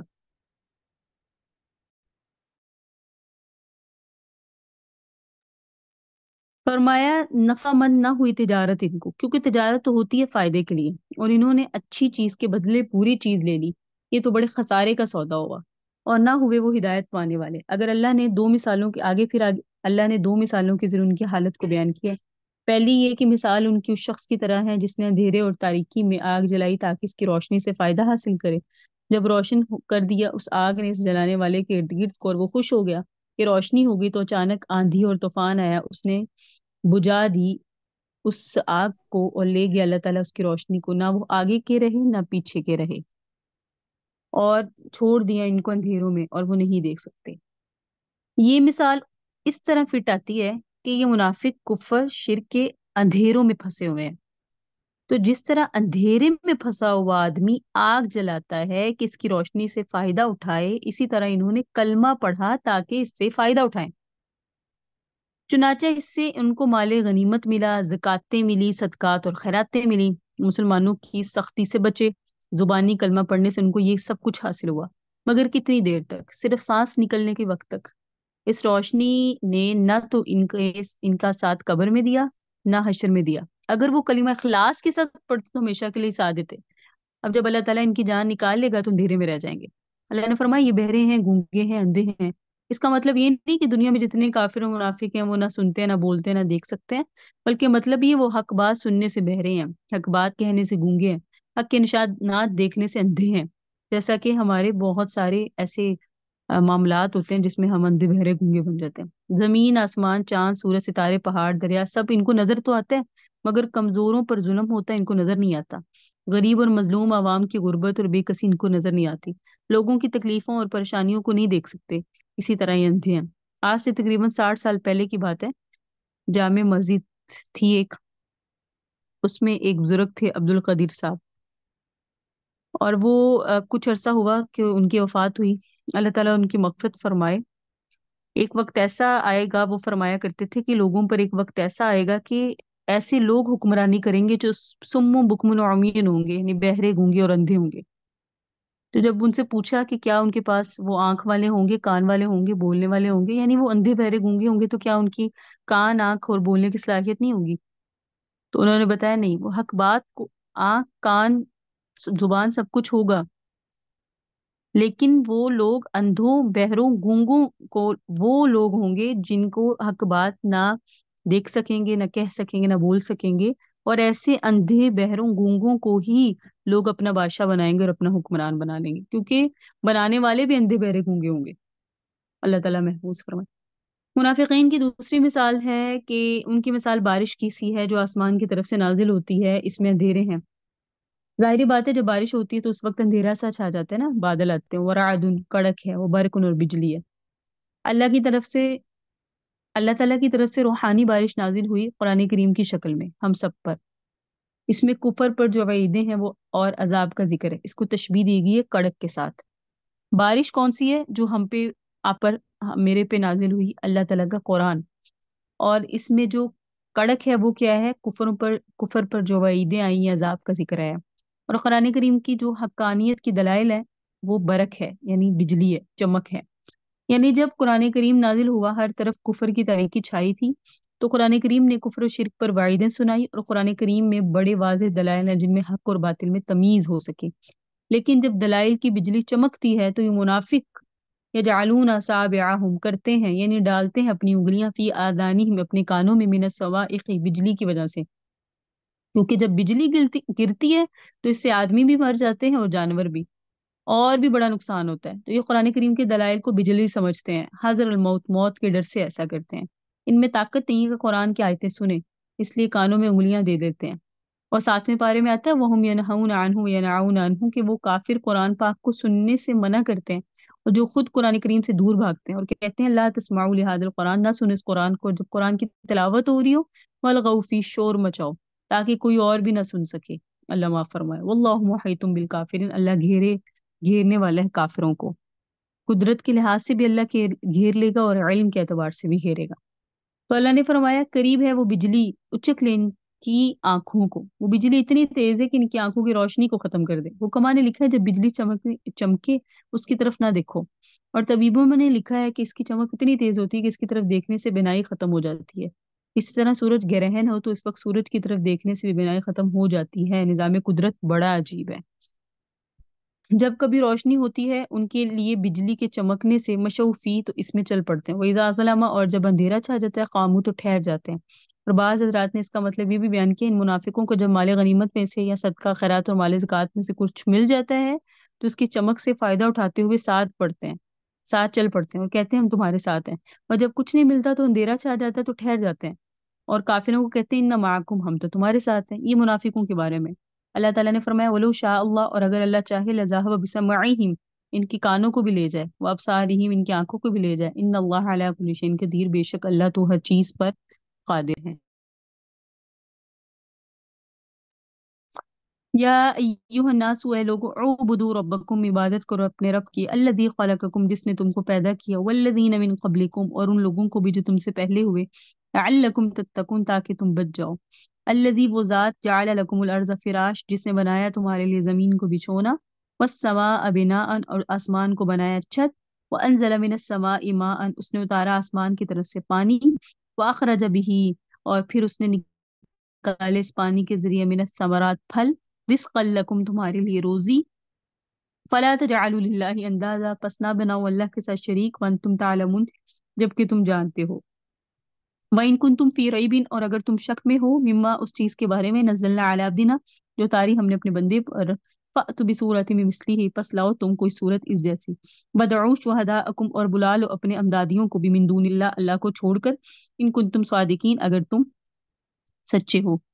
فَإِن لَّمْ تَفْعَلُوا، پھر اگر تم ایسا نہ کر سکو، وَلَن تَفْعَلُوا، اور تم ہرگز ایسا کر بھی نہیں سکو گے، فَاتَّقُوا النَّارَ الَّتِي، تو پھر ڈرو تم اس آگ سے، وَقُودُهَا النَّاسُ وَالْحِجَارَةُ، جس کا ایندھن لوگ اور پتھر ہیں، وَعِدَّتْ لِلْكَافِرِينَ، تیار کی گئی ہے کافروں کے لیے۔ وَبَشِّرِ الَّذِينَ آمَنُوا، اور آپ خوشخبری سنا دیں ان لوگوں کو جو ایمان لائے، وَعَمِلُوا الصَّالِحَاتِ، اور جنہوں نے نیک عمل کیے، کہ ان لہم جنات، بے شک ان کے لیے ایسے باغات ہیں، تجری من تحتها الانہار، جس کے نیچے نہریں بہتی ہیں، کلما رزقوا منہا، جب بھی ان کو دیا جاتا ہے جنت ان پھلوں میں سے، من ثمرات رزق، پھلوں سے رزق، قالو، کہتے ہیں، ھذا الذی، یہ تو وہی ہے، رزقنا من قبل، جو اس سے پہلے ہمیں روزی دی گئی، واتوا به متشابہا، اور وہ اس میں دیے جائیں گے ایک دوسرے سے ملتا جلتا رزق، وَلَهُمْ فِيهَا، اور ان کے لیے ان جنتوں میں ہوں گی، ازواج مطہرہ، پاکیزہ بیویاں، وہم فیہا خالدون، اور وہ ان جنتوں میں ہمیشہ رہیں گے۔ سورہ فاتحہ میں ہدایت کا مطالبہ تھا، اور سورۃ البقرہ کے شروع میں اس ہدایت نامے کے ملنے کی بشارت تھی کہ جو ہدایت تم مانگتے ہو اللہ تعالیٰ نے اس کتاب کی شکل میں تمہیں دے دی ہے۔ پھر اس ہدایت کے متعلق تین گروہ تھے، ایک جو باطن ماننے والے تھے، دوسرے نہ جو دل سے مانتے تھے نہ زبان سے مانتے تھے، تیسرے جو زبان سے تو مانتے تھے مگر دل سے نہیں مانتے تھے۔ قرآن کریم کی بنیادی دعوت یہی ہے، توحید، رسالت، قیامت، یاد رکھیے گا۔ قرآن پاک میں بنیادی طور پہ تین مضامین ہیں، توحید ہے، رسالت ہے، اور قیامت ہے۔ تو یا ایھا الناس اعبدوا میں توحید کا ذکر ہے، وَإِن كُنتُمْ فِي رَيْبٍ مِّمَّا میں رسالت کا ذکر ہے، كَيْفَ تَكْفُرُونَ بِاللَّهِ وَكُنتُمْ أَمْوَاتًا میں قیامت کا ذکر ہے۔ کیا انسانوں، اللہ تعالیٰ کی بعثت تو جنوں انسانوں سب کے لیے ہے، اور خطاب صرف انسانوں کو اس لیے یہاں کیا کہ اللہ تعالیٰ نے زمین کی خلافت انسانوں کی سپرد فرمائی۔ حضرت آدم کے زمین پر نزول کے بعد زمین پر خلیفہ انسان ہی ہے، اور جنات انسانوں کے تابع ہے، تو اصل خطاب اسی کو کیا گیا، یعنی انسان کو، اس لیے فرمایا اے انسانوں، اور یہ خطاب تمام انسانوں کو ہے، کالے گورے عربی اجمی، کسی کی تخصیص نہیں ہے، جو بھی انسان ہے، یہودی نصرانی یا اس کے علاوہ کوئی مذہب کے پیروکار ہوں، سب اس میں شامل ہے۔ اللہ نے فرمایا عبادت تو اس کی کرو جس نے تمہیں پیدا کیا۔ اللہ کی صفت خلق اتنی واضح ہے، جو پکے مشرک تھے وہ بھی مانتے ہیں کہ ہر چیز کا خالق اللہ ہے۔ قرآن کریم میں آتا ہے وَلَئِن سَأَلْتَهُمْ، اگر آپ ان سے پوچھیں من خلقہم، کہ ان کو کس نے پیدا کیا، لَيَقُولَنَّ اللَّهُ، تو وہ کہیں گے اللہ نے۔ تو اللہ تعالیٰ فرماتے ہیں عبادت اس کی کرو جس نے تمہیں پیدا کیا، اور صرف تمہیں ہی نہیں پیدا کیا بلکہ ان لوگوں کو جو تم سے پہلے ہوئے۔ اللہ تعالیٰ ہر ایک کا خالق ہے، پہلوں کا بھی پچھلوں کا بھی، قیامت تک سب کا خالق اللہ ہے، اور عبادت کا حکم اس لیے دیا گیا تاکہ تم بچ جاؤ اللہ کی گرفت اور عذاب سے۔ اللہ تعالیٰ اگرچہ نظر نہیں آتے مگر اس کی قدرت کی دلیلیں اتنی واضح ہیں کوئی اندھا بھی انکار نہیں کر سکتا، لیکن ضد کا کوئی علاج نہیں۔ اللہ تعالیٰ ہمیں ضدی بننے سے محفوظ فرمائے کہ ایسے ضدی یہودیوں کی طرح، نصرانیوں کی طرح، کہ ہم حق کو بھی قبول نہ کریں۔ فرمایا اگر تم شک میں ہو اس چیز کے بارے میں جو ہم نے نازل کی اپنے بندے حضرت محمد صلی اللہ علیہ وسلم پر، فَأْتُوا بِسُورَۃٍ، تو پس لاؤ تم کوئی چھوٹی سی صورت اس جیسی۔ قرآن کریم میں تین صورتیں تمام صورتوں سے چھوٹی ہیں، سورۃ العصر، سورۃ الکوثر، اور سورۃ النصر، اور قرآن کریم کی کوئی صورت 3 آیتوں سے کم نہیں ہے۔ اس لیے فقہا فرماتے ہیں نماز کی ایک رکعت میں کم از کم 3 آیتیں پڑھنی چاہیے، یا ایک آیت اتنی لمبی ہو جو 3 آیتوں کے برابر ہو. بہرحال تو پھر چیلنج دیا، اگر سارے قرآن کی مثل نہیں لا سکتے تو تمہیں مزید چھوٹ دے دی. پہلے تو یہ چیلنج تھا نا قرآن جیسا لا دو. تو اگر تم قرآن کی مثل نہیں لا سکتے تو اس طرح قرآن کریم کی کل 114 صورتوں ہیں، 114 صورتیں تمہیں معاف ہیں، بس اس جیسی 10 صورتیں ہی بنا کے لاؤ. معلوم ہو جائے گا یہ اللہ کا کلام نہیں ہے یا اللہ کا کلام ہے. لیکن چیلنج تھا. اللہ تعالیٰ نے فرمایا پھر تمہیں ہم نے ایک اور آسانی بھی کر دی. فَادْعُوا شُهَدَاءَكُم مِّن دُونِ اللَّهِ، یعنی اپنے مددگاروں کو بھی بلا لو اللہ کے علاوہ، ان کنتم صادقین، اگر تم ایسے کر سچے ہو. لیکن تم ایسا نہیں کر سکو گے اور یہ ایسا کر بھی نہیں سکے. فصیح عرب دان تھا ایک جس کا نام تھا صحبان، تمام فصحاء کا سردار تھا. وہ اتنا فصیح تھا کہ اس نے بالغ ہونے کے بعد ساری زندگی مکرر جملہ نہیں بولا تھا، یعنی ایک جملے کو بول لیا نا دوبارہ بولا ہی نہیں کبھی. یعنی اس کے پاس الفاظ کا اتنا ذخیرہ تھا، عربی کے الفاظ کا، کہ وہ جو ایک بار جملہ بول لیتا تھا دوبارہ اس کو نہیں بولتا تھا. اس کا نام تھا صحبان وائل. نہ آج تک کوئی اس جیسا بندہ دنیا میں آیا ہے جیسا وہ عربی دان تھا اور فصیح تھا. لیکن وہ بھی قرآن کی مثل کوئی بھی آیت پیش نہیں کر سکا. تو یہ نہیں کر سکتے کیونکہ اللہ نے قرآن میں فرما دیا، چیلنج بھی دیا، آگے فرما بھی دیا نہیں کر سکو گے. فرمایا فَاتَّقُوا النَّارَ الَّتِي، اس آگ سے ڈرو، وَقُودُهَا النَّاسُ وَالْحِجَارَةُ، جس کا ایندھن ہوں گے لوگ اور پتھر. یعنی جس طرح اس میں انسان جلیں گے اس طرح پتھر بھی جلیں گے، اور وہ آگ دنیا کی آگ سے 69 گنا تیز ہے. تیار کی گئی ہے کافروں کے لیے، منکروں کے لیے.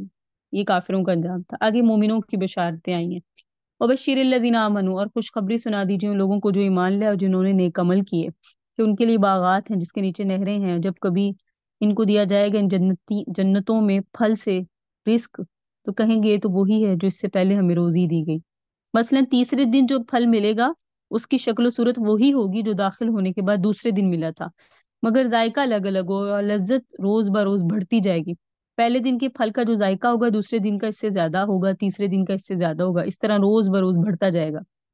جس طرح کافروں کے متعلق آتا ہے نا، انہیں کہا جائے گا فذوقوا فلن نزیدکم الا عذابا، پس چکھو تم ہرگز نہیں بڑھائیں گے تمہارے اوپر مگر ہم عذابی. یعنی ان کے عذاب میں بھی روز بروز اضافہ ہوتا جائے گا. اور مومنوں کے لیے ان کے پھلوں کی لذت میں روز بروز جنت میں اضافہ ہوتا جائے گا. سبحان اللہ.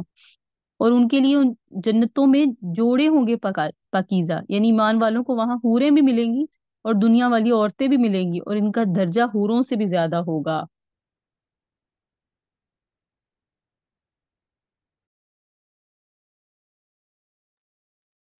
آگے فرمائے ان اللہ، بے شک اللہ تعالیٰ لا یستحیی، نہیں شرماتا، یضرب، اس چیز سے کہ بیان کرے، مثلا مثال، ما بعوضۃ فما فوقہا، مچھر کی ہیں اس سے بھی بڑی. فاما الذین آمنوا، بہرحال وہ لوگ جو ایمان لائے، فیعلمون، وہ جانتے ہیں، انہ الحق، کہ یہ مثال حق ہے ان کے رب کی طرف سے. واما الذین کفروا، اور وہ لوگ جو کافر ہیں، فیقولون، وہ کہتے ہیں، ماذا اراد اللہ بہذا مثلا، کیا ارادہ کیا اللہ نے اس مثال کے ساتھ. یضل به کثیرا، اللہ گمراہ کرتا ہے اس کے ذریعے بہتوں کو، ویہدی به کثیرا، اور ہدایت دیتا ہے اس کے ذریعے بہتوں کو. وما یضل به، اور نہیں گمراہ کرتا ہے اس کے ذریعے، الا الفاسقین، مگر نافرمانوں کو. یعنی جو گمراہ ہی ہو گیا نا، جس نے قرآن کا انکار کر دیا یا کہا میں اس چیز کو مانتا ہوں اس چیز کو نہیں مانتا، وہ تو گمراہ ہی گیا. اس لیے اللہ نے فرمایا نا، اللہ اس کے ذریعے بہت سو کو گمراہ بھی کر دیتے ہیں.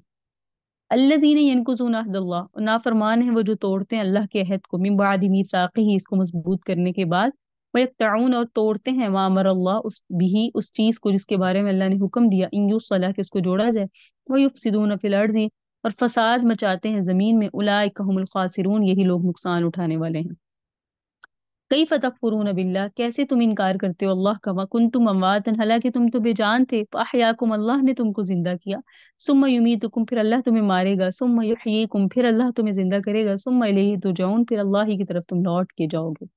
هو الذی خلق لکم، اللہ کی تو ذات وہ ہے جس نے تمہیں پیدا کیا.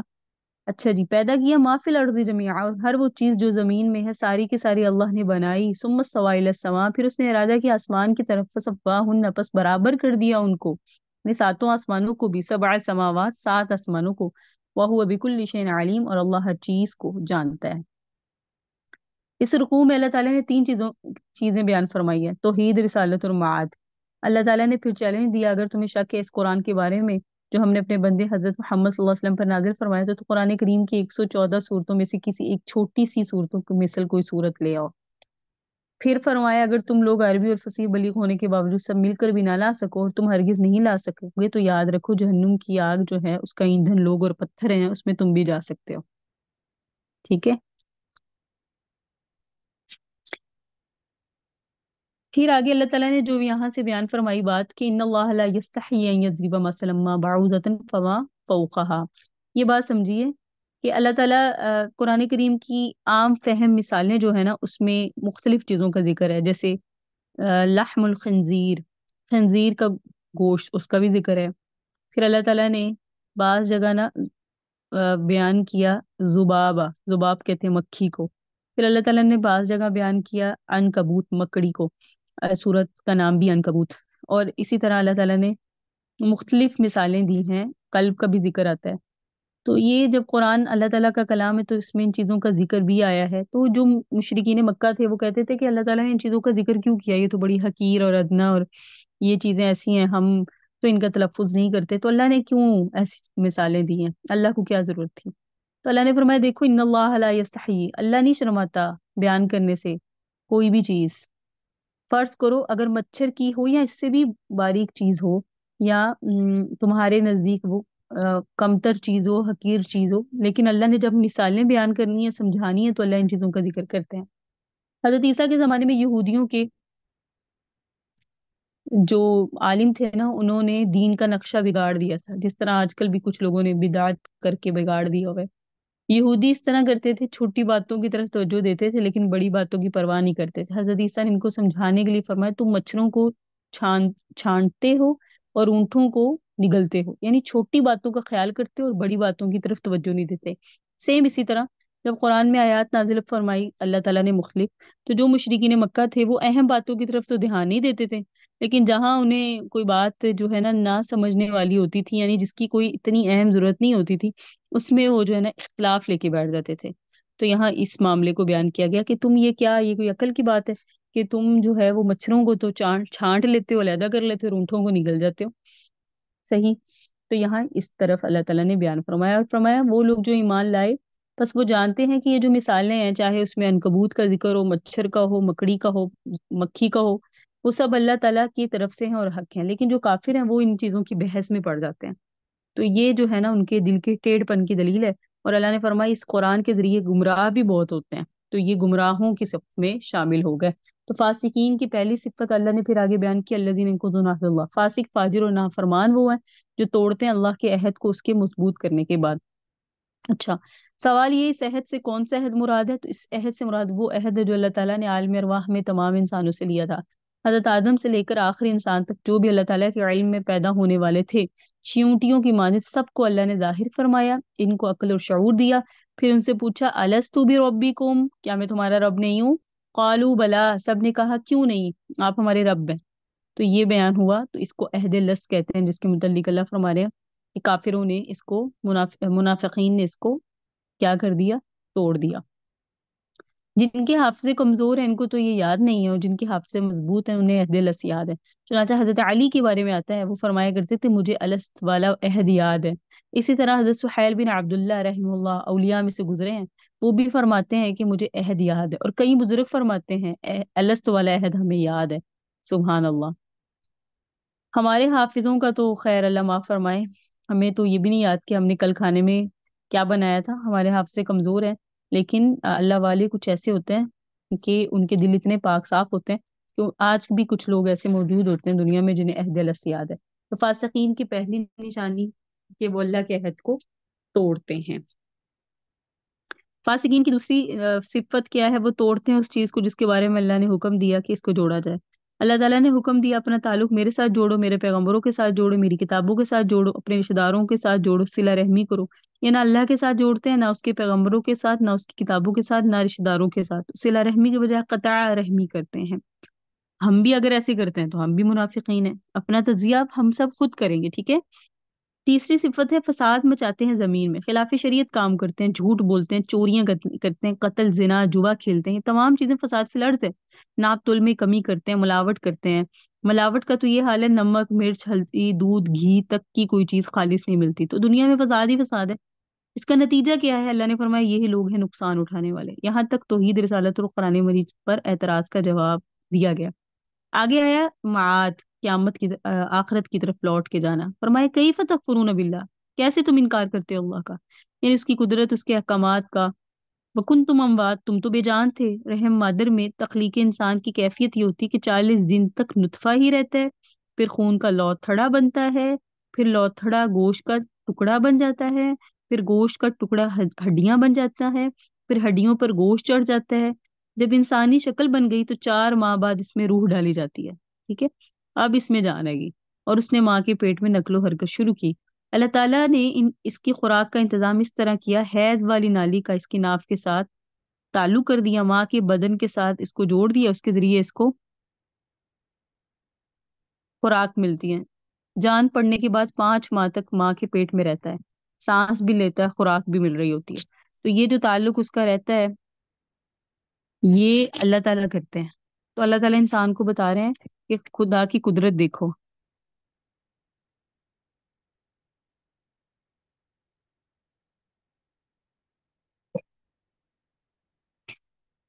نہ کوئی کھڑکی، نہ دروازہ، نہ گرمی سردی سے بچنے کے نظام، مگر وہ پل رہا ہے، موٹا بھی ہوتا ہے اور اس قابل ہو جاتا ہے کہ پیدائش کے بعد آواز بھی نکالتا ہے۔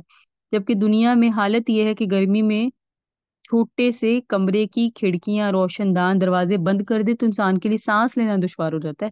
لیکن اللہ تعالیٰ کی قدرت دیکھیے کہ اس نے کس طرح انتظام کیا کہ وہ ماں کے چھوٹے سے پیٹ میں سانس بھی لے رہا ہے، خوراک بھی مل رہی ہے۔ اس سے اللہ تعالیٰ کی قدرت سمجھ آتی ہے اور ہمیں سمجھنی چاہیے۔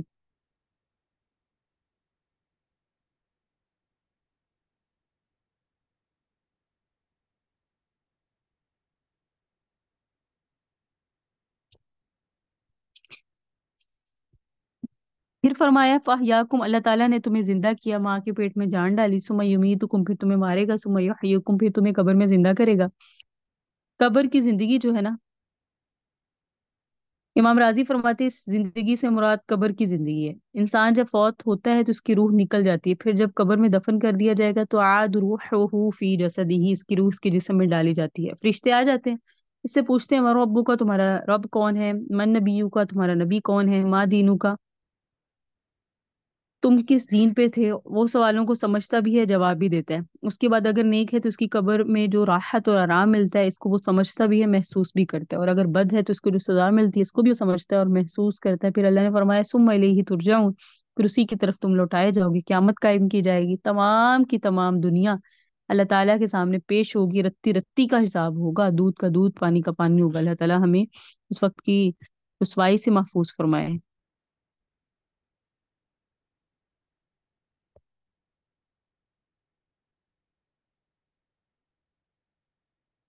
مجھے چیٹنگ میں بتائیے آواز درست آ رہی ہے، ٹھیک آ رہی ہے؟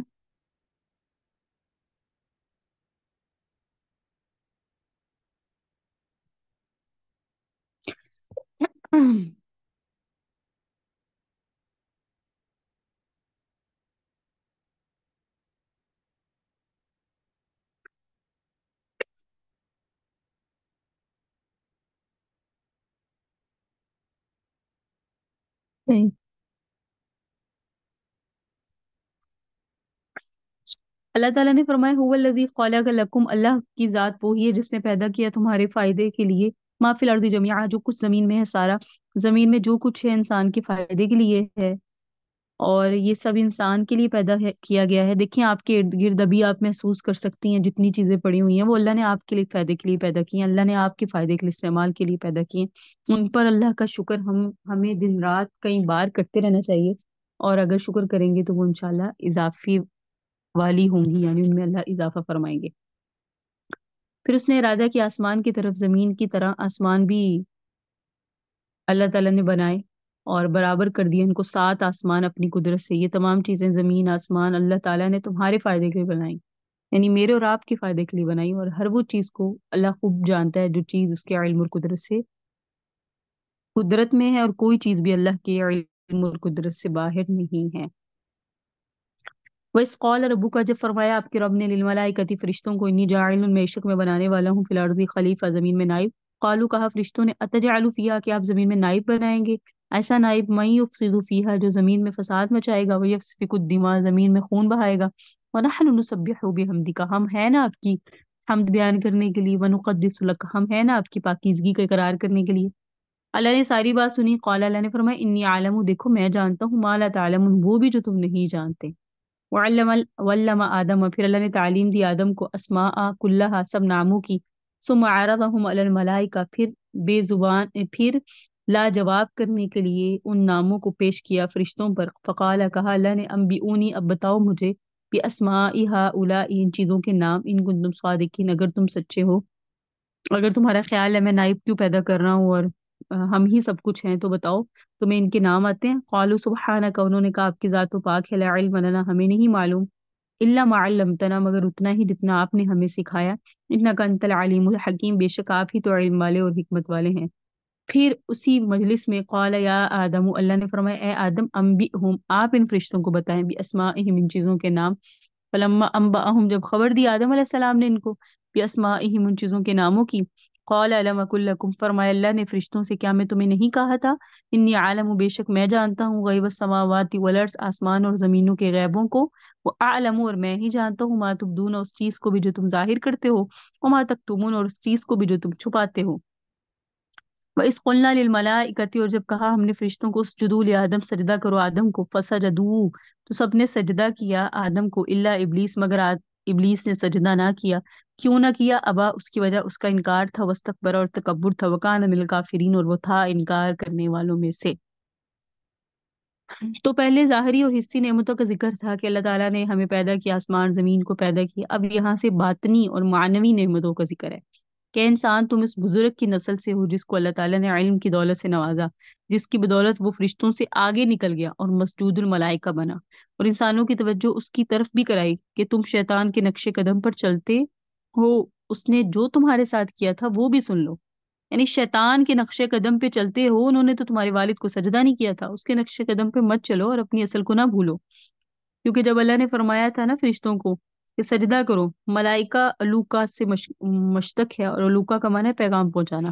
फरिश्तों की जिम्मे भी मुख्तलिफ ड्यूटियां होती हैं, कोई वही लाता है, कोई रहमत का पैगाम, कोई नेकियों की रहमत की दुआएं, कोई मुजरिमों पे लानतें, कोई अहकामात। तो इसलिए इनको मलाइका कहा जाता है। और फरिश्तों की तख्लीक नूर से हुई है, नूरी मखलूक है। अल्लाह ताला के सिफाती नामों में से एक नाम नूर है, ये सिफत अल्लाह के साथ खास है, इसमें कोई चीज नहीं। फरिश्ते जिस नूर से पैदा किए वो गए हैं, वो मखलूक है। इसी तरह नूर भी मखलूक है, इसलिए अल्लाह ताला ने फरिश्तों को पैदा किया। वो ना खाते हैं, ना पीते हैं, ना इनकी जिनसी ख्वाहिशें हैं, वो हर वक्त अल्लाह की इबादत में लगे हैं। उनकी आला तीन इबादत, सुबहान अल्लाह व बिहम्दिही, ये सुबहान अल्लाह व बिहम्दिही, ये फरिश्तों की इबादत है। तो आप भी वो इबादत किया करें, मैं भी वो इबादत करूँ जो फरिश्तों की इबादत है। फरिश्तों का इश्काल हुआ था, उन्होंने कहा आप ऐसी जमीन को, ऐसी मखलूक को जमीन में पैदा करें जो ये जो फसाद करेगी। अल्लाह ने फरमाया, देखो मैं जानता हूँ, तुम नहीं जानते।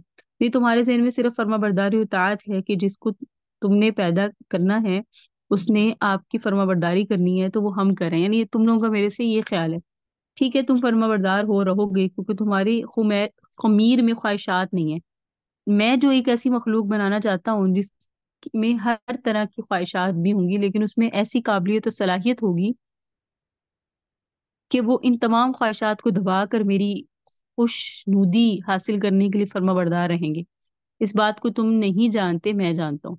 इस वजह से इंसान को फरिश्तों पर फजीलत हासिल है। फरिश्ते लंबी रातों में भी सारी रात सुब्हान अल्लाह व बिहम्दिही पढ़ते रहते हैं।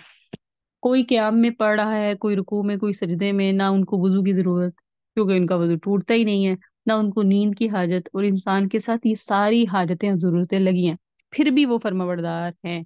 इसलिए उनकी इबादत का दर्जा फरिश्तों की इबादत से ज्यादा है। फरिश्तों ने ये कहा ना ये जमीन में फसाद फैलाएंगे और खूनरेजी करेंगे, इस चीज का फरिश्तों को किस तरह पता चला? गैब का इल्म अल्लाह के सिवा कोई नहीं जानता, तो ये बात कैसे पता चली? उसकी वजह ये है कि हजरत आदम की तख्लीक से 2000 साल पहले जमीन में जिन्नात की हुकूमत थी, और वो कत्लो गारत और फसाद वगैरह सब कुछ करते थे। तो इस पर क्यास करते हुए उन्हें लगा फरिश्तों के जो उनकी जगह आ रहे हैं ये भी वही काम करेंगे। फरिश्तों ने एक नौ का दूसरी नौ पर क्यास किया, यानी एक जिन्स का दूसरी जिन्स पर उन्होंने क्यास किया। तो ये वजह थी कि उन्होंने क्यास करते हुए कहा कि देखिए उन्होंने भी तो फसाद किया था, ये भी फसाद ही करेंगे। हजरत आदम और फिर फरिश्तों का इम्तिहान हुआ, वो कैसे तालीम दी आदम अलैहिस्सलाम को सब नामों की, फिर इनको पेश किया फरिश्तों पर। फिर फरमाया अल्लाह ने मुझे खबर دو اللہ نے فرمایا فرشتوں کو کہ مجھے خبر دو ان چیزوں کے ناموں کی اگر تم سچے اور خلافت کے حقدار ہو۔ تو اب یہاں یہ سوال ہے کہ رب تعالیٰ نے تعلیم تو دی آدم علیہ السلام کو اور امتحان میں فرشتے بھی مبتلا کیے، بظاہر یہ بات انصاف کے خلاف ہے۔ تو اس کے متعلق بڑا خوبصورت جواب ہے کہ اللہ تعالیٰ نے فرشتوں کی موجودگی میں آدم علیہ السلام کو ان چیزوں کے نام بتائے۔ مثلاً آدم کو سمجھایا یہ دہی ہے، یہ ہانڈی ہے، اس کو چمچہ کہتے ہیں، یہ نمک ہے، اس کو ہلدی کہتے ہیں، یہ مرچ ہے، وغیرہ وغیرہ۔ تو جب آدم کو نام بتائے فرشتے وہاں موجود تھے مگر وہ یہ سمجھ نہیں سکے کیونکہ یہ چیزیں ان کی ضرورت کی نہیں تھی۔ وہ آدم سمجھ گئے کیونکہ یہ ان کی ضرورت کی تھی، فرشتے تو وہاں بہرحال موجود کے تھے۔ تو یہ جو سمجھنا نہ سمجھنا تھا نا، اس پر اللہ نے فرمایا دیکھو تم نہیں سمجھتے، تم نہیں جانتے، میں نے تمہیں کہا تھا تم نہیں بتا سکو گے اور یہ بتائیں گے۔ تو اس اعتبار سے آدم کو یا اولاد آدم کو یا بشر کو فرشتوں پر فضیلت ان کے علم کی وجہ سے ہوتی ہے۔ اچھا جی، پھر فرشتوں کو سجدہ کرنے کا حکم دیا، انہوں نے انکار کیا، انہوں نے سجدہ نہیں کیا۔ فرشتوں کو سجدے کا حکم ہے، سورہ اعراف کی دوسرے رکوع میں بھی آتا ہے۔ اللہ نے پھر فرمایا قال ما منعک الا تسجد اذ امرتک، ابلیس جب میں نے تمہیں سجدہ کرنے کا حکم دیا تو کس چیز نے تمہیں منع کیا تھا؟ اس سے معلوم ہوا ابلیس کو بھی سجدہ کرنے کا حکم تھا مگر اس نے انکار کر دیا اور فرشتوں نے اللہ کے حکم پر عمل کیا۔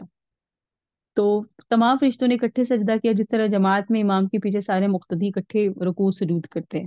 اجمعون کا لفظ ہے، کلہم، کہ سب نے سجدہ کیا۔ تو اس سے سمجھ لیں ایک بات ہم کہ انسان جو ہے نا وہ مسجود الملائکہ ہے، یعنی ہم انسان جو ہے وہ مسجود الملائکہ کی نسل سے ہے۔ انسان وہ ہے جن کی والد کو سجدہ فرشتوں نے کیا۔ حضرت آدم کو فرشتوں پر جو فضیلت حاصل ہوئی تو علم کی وجہ سے ہوئی۔ اللہ تعالیٰ نے ہمیں بھی معنوی اور روحانیت فضیلت عطا کی ہے اور ہمیں بھی اس کو یاد رکھنا چاہیے اور اعمال صالحہ کرتے رہنا چاہیے۔ اللہ ہمیں عمل کی توفیق عطا فرمائے۔ وَقُلْنَا کہا ہم نے یا آدم، اے آدم اسکن انت آپ رہیے، وزوجکا اور آپ کی اہلیہ، جنت میں، وَقُلَا مِنْہا کھائیے اس میں سے، اس جنت میں سے، رغداً وسعت اور کشادگی سے، حیث شئتما جس جگہ سے بھی چاہیے، وَلَا تَقْرَبَا هَذِهِ الشَّجَرَةَ لیکن اس درخت کے قریب نہ جائیے گا، فَتَكُونَ مِنَ الظَّالِمِينَ ورنہ آپ ناانصافوں میں سے ہو جائیں گے۔ فَأَزَلَّهُمَا الشَّيْطَانُ عَنْهَا پس پھسلایا ان دونوں کو شیطان نے اس درخت سے، فَأَخْرَجَهُمَا پس نکالا ان دونوں کو، مما كَانَ فِيهِ ان خوشیوں سے جن کے اندر وہ بس رہے تھے۔ وَقُلْنَا تو ہم نے بھی کہا اهْبِطُوا اتر جاؤ تم، بَعْضُكُمْ لِبَعْضٍ عَدُوٌّ تمہارے بعض دوسرے بعض کے دشمن ہوں گے، وَلَكُمْ فِي الْأَرْضِ مُسْتَقَرٌّ اور تمہارے لیے زمین میں ٹھکانہ ہے، وَمَتَاعٌ إِلَىٰ حِینٍ اور فائدہ ہے ایک مدت تک۔ فتلقى آدم پس حاصل کیا آدم نے من ربه اپنے رب سے کلمات چند کلمات، فتاب علیہ پس اللہ تعالیٰ نے رجوع کیا ان پر، انہ هو التواب الرحیم بے شک وہی ہے توبہ قبول کرنے والے مہربان۔ قلنا ہم نے کہا اہبطوا منها جميعا اترو تم یہاں سے سارے، فاما یاتینکم پس اگر آئے تمہارے پاس منی ہدن میری طرف سے ہدایت، فمن تبع ہدایا تو جس نے پیروی کی میری اس آئی ہوئی ہدایت کی، فلا خوف علیہم تو نہ ان پر ولا هم يحزنون، والذین جنہوں نے کفر کیا وکذبوا بآیاتنا اور جھٹلایا ہماری نشانیوں کو، اولئک اصحاب النار یہ دوزخ والے ہوں گے، ہم فیہا خالدون ہمیشہ دوزخ میں رہیں گے۔ اللہم احفظنا منہم۔ پچھلے سبق میں حضرت آدم اور فرشتوں کا امتحان لینے کا ذکر تھا۔ اس علمی امتحان میں آدم علیہ السلام کامیاب ہوئے، فرشتے کامیاب نہ ہو سکے تو اللہ نے فرشتوں کو حکم دیا آدم کو سجدہ کرو۔ فرشتوں نے بغیر کسی کیل و کال کے آدم علیہ السلام کو سجدہ کیا۔ ابلیس لعین نے سجدہ کرنے سے انکار کیا، گھٹیا ہوا اور ہمیشہ کے لیے مردود ہو گیا۔ ایسا ہی ہے۔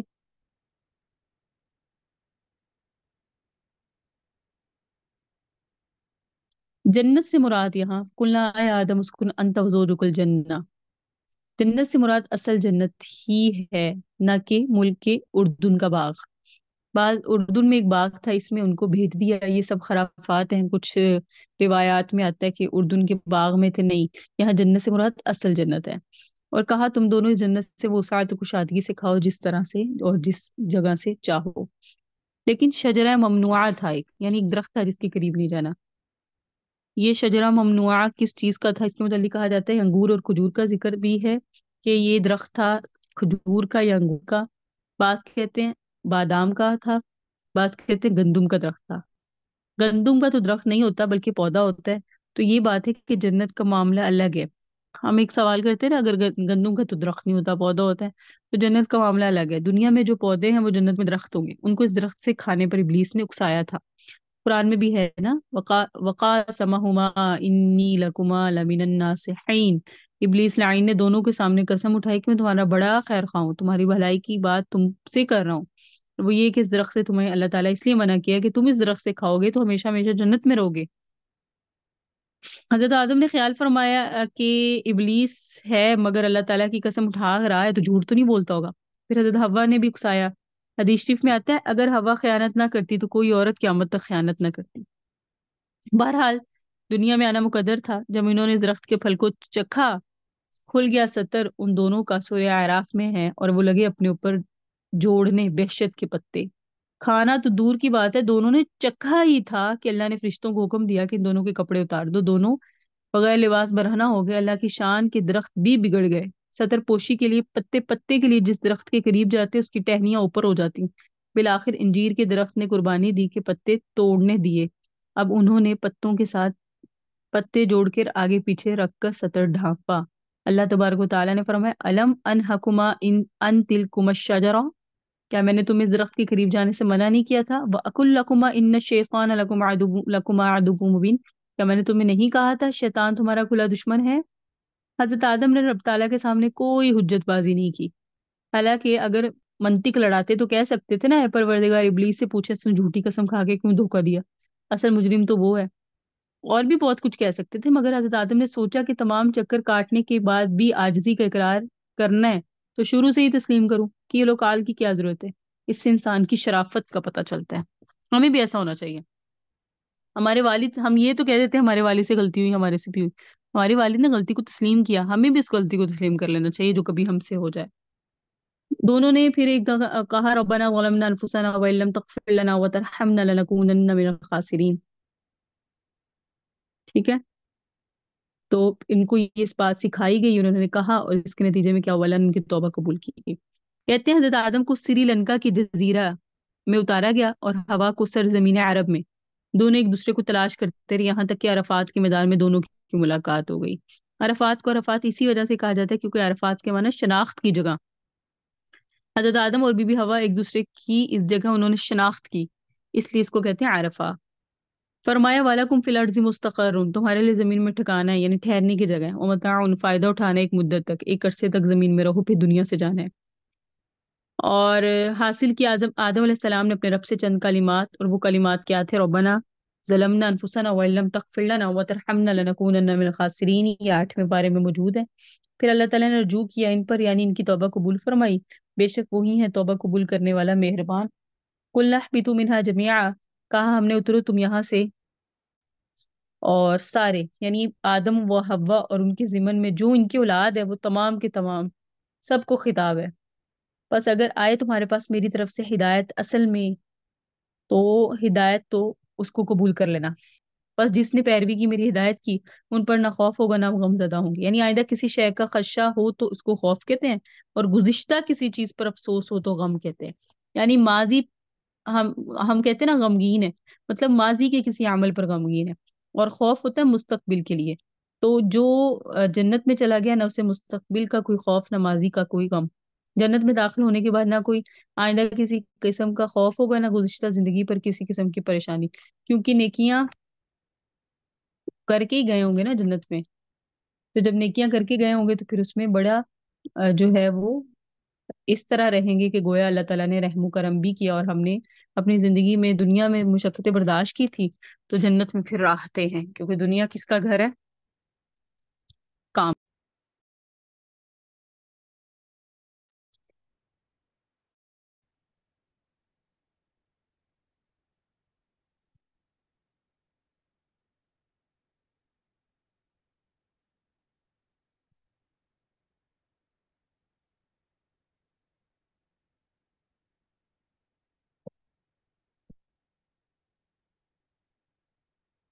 چلیے، یا بنی اسرائیل، اے اولاد اسرائیل، اذکرو یاد کرو نعمتی، میری وہ نعمت، التی انعمت علیکم، جو میں نے تم پر کی، واوفوا بعہدی، اور پورا کرو میرے عہد کو، اوفی بعہدکم، میں پورا کروں گا تمہارے عہد کو، وإیایا فارہبون، خاص مجھ ہی سے دوڑو، وآمنوا بما انزلت، اور ایمان لاؤ اس چیز پر جو میں نے نازل کی، مصدقا لما معکم، جو تصدیق کرنے والی اس چیز کی جو تمہارے پاس ہے، ولا تکونوا اول کافر بھی، اور نہ ہو جاؤ تم پہلے منکر اس کے، ولا تشتروا بآیاتی، اور نہ خریدو میری آیتوں کے بدلے ثمنا قلیلا، تھوڑی قیمت، وإیایا فاتقون، اور مجھ ہی سے ڈرو، ولا تلبسوا الحق بالباطل، اور خلط ملط نہ کرو حق کو باطل کے ساتھ، وتکتموا الحق، اور نہ چھپاؤ تم حق کو، وانتم تعلمون، حالانکہ تم جانتے ہو، وقیموا الصلاۃ والزکوۃ، قائم کرو تم نماز کو اور ادا کرو تم زکوٰۃ کو، وارکعوا مع الراکعین، اور رکوع کرنے والوں کے ساتھ تم رکوع کرنے والے ہو جاؤ، وتأمرون الناس بالبر، کیا تم حکم دیتے ہو لوگوں کو نیکی کا،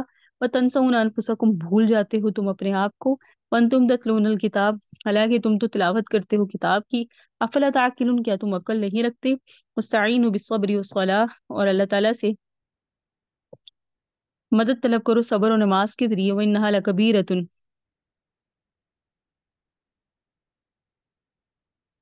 اور بے شک یہ تو البتہ بھاری ہے، الا الخاشعین، مگر ان لوگوں کے لیے جو عاجزی کرنے والے ہیں، الذین یظنون، وہ لوگ جو یقین رکھتے ہیں، انہم ملاقو ربہم، بے شک وہ ملاقات کرنے والے ہیں اپنے رب سے، وانہم الیہ راجعون، بے شک اسی کی طرف لوٹ کر جائیں گے۔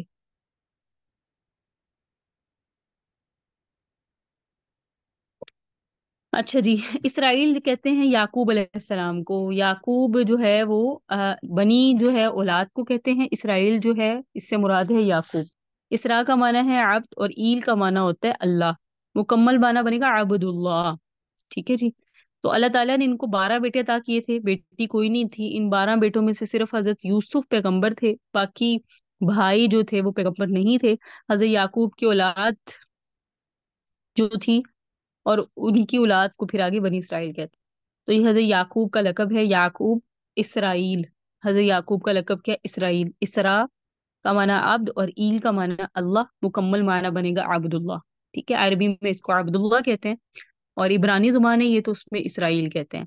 بنی اسرائیل پر جو انعامات ہوئے، تقریباً 4000 پیغمبر مبعوث ہوئے، اور ان کے آخری پیغمبر حضرت عیسیٰ تھے، جن کا ذکر قرآن کریم میں اس طرح کیا گیا، وَرَسُولًا إِلَىٰ بنی اسرائیل، حضرت عیسیٰ کو بنی اسرائیل کی طرف رسول بنا کے بھیجا گیا، اور 4 مشہور آسمانی کتابوں نے، تورات، زبور، انجیل اور قرآن مجید میں سے 3 پہلی کتابیں انہی بنی اسرائیل کو دی گئی، اور مشہور اس لیے فرمایا کہ ان کے علاوہ اور کتابیں اور صحیفے بھی ہیں، مگر وہ مشہور نہیں ہیں۔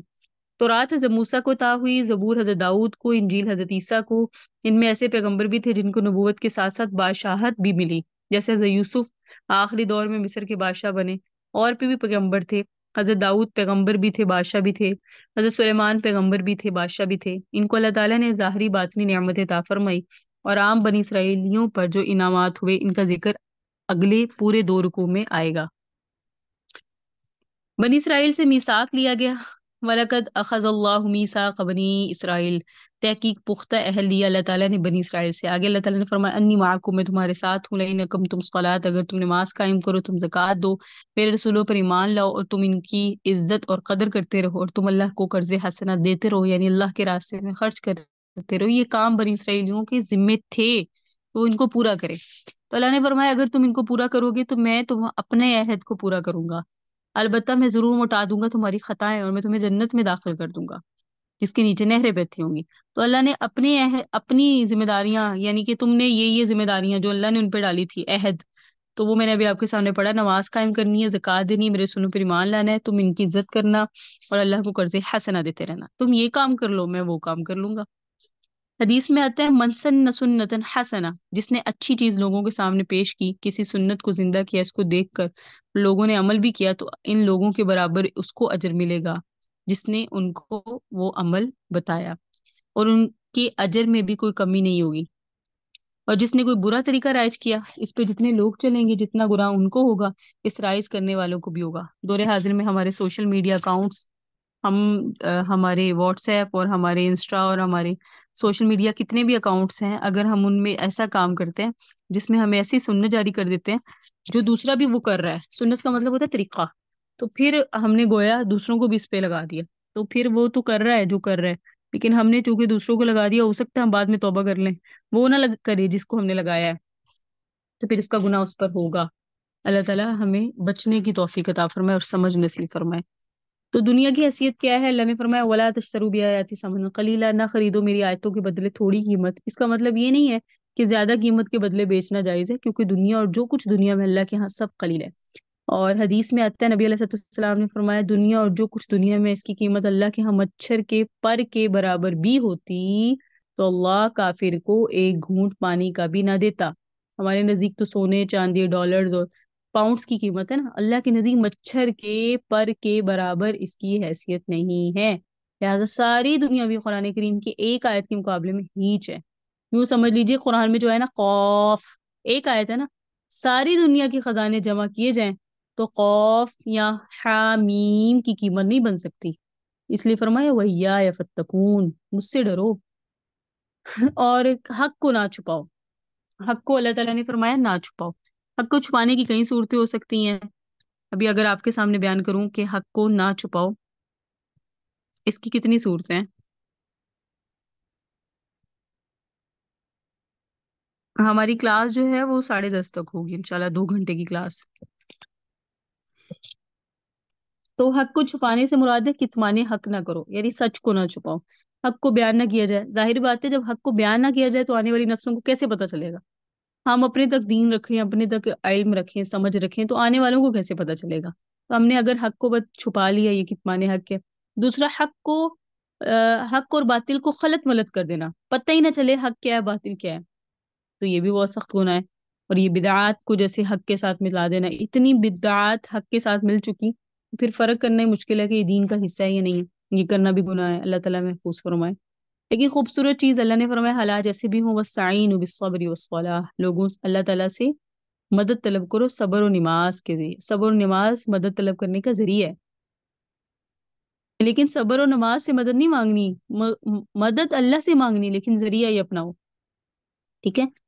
ذریعہ ہی اپناؤ کہ نماز کسی بھی حالت میں، حالات خراب ہوں، حالات تنگ ہو رہے ہوں، دل تنگ ہو رہا ہو، بوجھ محسوس ہو رہا ہو، اللہ کے حضور سجدہ بس سجود ہو جائے۔ حدیث میں آتا ہے نا کہ جب انسان سجدہ کرتا ہے، نبی علیہ السلام کی سیرت ہے، آقا کی سیرت ہمارے لیے رہنما ہے کہ نبی علیہ السلام کے حالات جیسے بھی ہوتے حضور پاک صلی اللہ علیہ وسلم نوافل کا اہتمام زیادہ کیا کرتے تھے۔ تو ہمارے بھی حالات تنگ ہو جائے، ٹائٹ ہو جائے تو آپ کیا کریں؟ اللہ کے حضور سجدہ کریں۔ بہت سارے لوگ ایسے ہیں جو سجدہ تلاوت عفواً وہ شکرانے کے نفل نہیں پڑھتے یا حاجت کے نفل نہیں پڑھتے۔ تو یہ جو نفل ہے نا، یہ شکرانے کے طور پہ نفل پڑھ لینا، حاجت کے طور پہ نفل پڑھ لینا، یہ اللہ کو پسند ہے اور اللہ کے حبیب صلی اللہ علیہ وسلم کی یہ سنتیں ہیں۔ تو ہم اس پہ بھی عمل کریں کہ کبھی ہمارا کوئی معاملہ بن جائے تو ہم زبان سے تو کہتے ہیں اللہ کو سجدہ بھی کر لیں، کبھی نفل بھی عطا کر لیں۔ تو یہ استعانت ہے نماز کے ذریعے اور صبر کے ذریعے۔ ایک ہوتا ہے صبر آ جانا اور ایک ہوتا ہے صبر کرنا۔ تو ہم نے اللہ تعالیٰ سے دعا کرنی ہے کہ ہم نے صبر آنے سے پہلے صبر کر لینا ہے۔ صبر آ جائے گا، جو ہم صبر کریں گے اس پہ ثواب نہیں ہے، کیونکہ وہ تو صبر آ گیا۔ ایک ہے غم ملا اور اس وقت میں جو آپ نے صبر کیا وہ ابتدا ہے، وہ صبر کی، اور اسی پہ اللہ تعالیٰ نے اجر و ثواب رکھا ہے۔ اللہ تعالیٰ ہمیں صابرین میں سے لکھے۔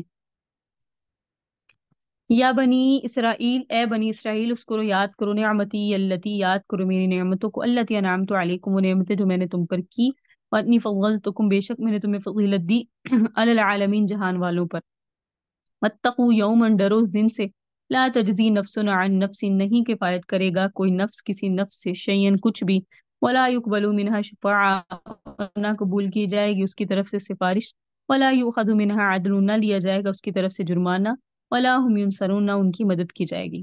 وَإِذْ نَجَّيْنَاكُمْ مِنْ آلِ فِرْعَوْنَ، اور جب ہم نے تمہیں نجات دی فرعونیوں سے، يَصُومُونَكُمْ، جو چکھاتے تھے تمہیں، سوء العذاب، برا عذاب، يُذَبِّحُونَ أَبْنَاءَكُمْ، ذبح کرتے تھے تمہارے بیٹوں کو، وَيَسْتَحْيُونَ نِسَاءَكُمْ، اور زندہ چھوڑتے تھے تمہاری عورتوں کو، وَفِي ذَلِكُمْ بَلَاءٌ، اور اس میں امتحان ہے، مِن رَبِّكُمْ، تمہارے رب کی طرف سے، عظیم بڑا۔ وَإِذْ فَرَقْنَا بِكُمُ الْبَحْرَ، اور جس وقت پھاڑا ہم نے تمہارے لیے سمندر کو، فَأَنْجَيْنَاكُمْ، پس ہم نے تمہیں نجات دی، وَغَرَقْنَا آلَ فِرْعَوْنَ، اور غرق کیا ہم نے فرعونیوں کو، وَأَنْتُمْ تَنظُرُونَ، اور تم دیکھ رہے تھے۔ وَإِذْ وَاعَدْنَا مُوسَىٰ، جس وقت ہم نے وعدہ کیا موسیٰ سے، 40 لیلہ، 40 راتوں کا، ثُمَّ اتَّخَذْتُمُ الْعِجْلَ، پھر بنا لیا تم نے بچڑے کو، معبود، من بعدہ، اس کے بعد، وَأَنْتُمْ ظَالِمُونَ، اور تم ظالم تھے۔ ثُمَّ عَفَوْنَا عَنْكُمْ، پھر ہم نے معاف کیا تمہیں، من بعد ذلك، اس کے بعد، لعلکم تشکرون، تاکہ تم شکریہ ادا کرو۔ وَإِذْ آتَيْنَا مُوسَى الْكِتَابَ، جب دی ہم نے موسیٰ کو کتاب، والفرقان، اور حق اور باطل کے درمیان فرق کرنے والی چیز، لعلکم تہتدون، تاکہ تم ہدایت پا جاؤ۔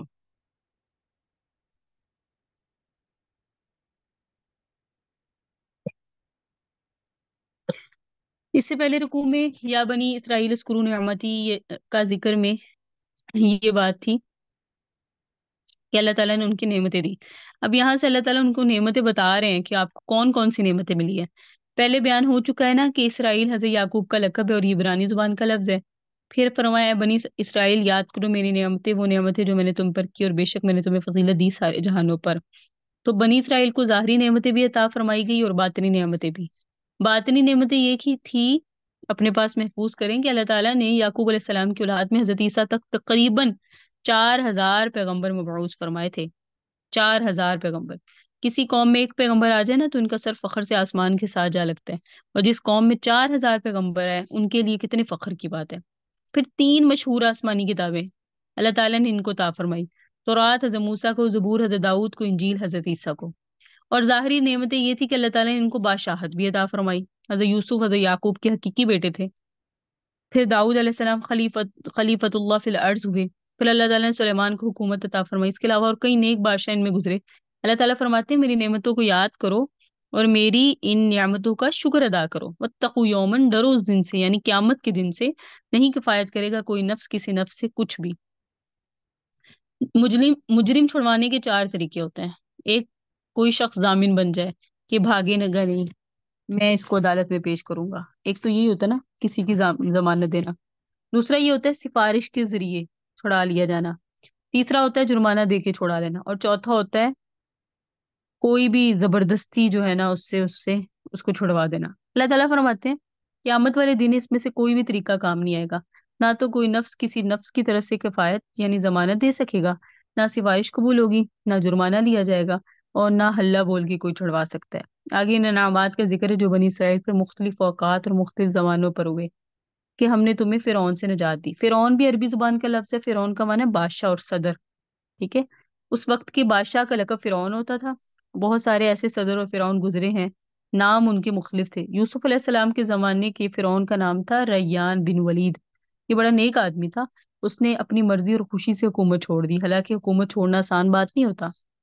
ایسا ہی ہے نا. فرعون جو تھا حضرت موسیٰ علیہ السلام کا جو کے زمانے کا جو فرعون تھا اس کا نام تھا مصعب بن ولید. اس کا نام کیا تھا؟ مصعب بن ولید. یہ بڑا ہوشیار اور چلاک آدمی تھا. فرعون کو نجومیوں نے بتایا کہ وہ 3 سالوں میں بنی اسرائیل میں ایک بچہ پیدا ہوگا. کچھ سالوں میں 3 سالوں کے اندر اندر بنی اسرائیل میں ایک بچہ پیدا ہوگا جو تمہاری حکومت کے زوال کا سبب بنے گا. اور چنانچہ فرعون نے پھر کیا کیا، عورتوں کا ایک الگ محکمہ قائم کیا اور ان کی ذمہ داریاں سونپی کہ بنی اسرائیل کی حاملہ عورتوں کی نگرانی کریں. بنی اسرائیل اس وقت کافی تعداد میں تھے. حاملہ عورتوں کی نگرانی سخت کر دی گئی. اگر بچی پیدا ہوتی تو اس کو کچھ نہیں کہتے تھے، اور اگر بچہ پیدا ہوتا تو حکم کرتے کہ اس کو قتل کر دو.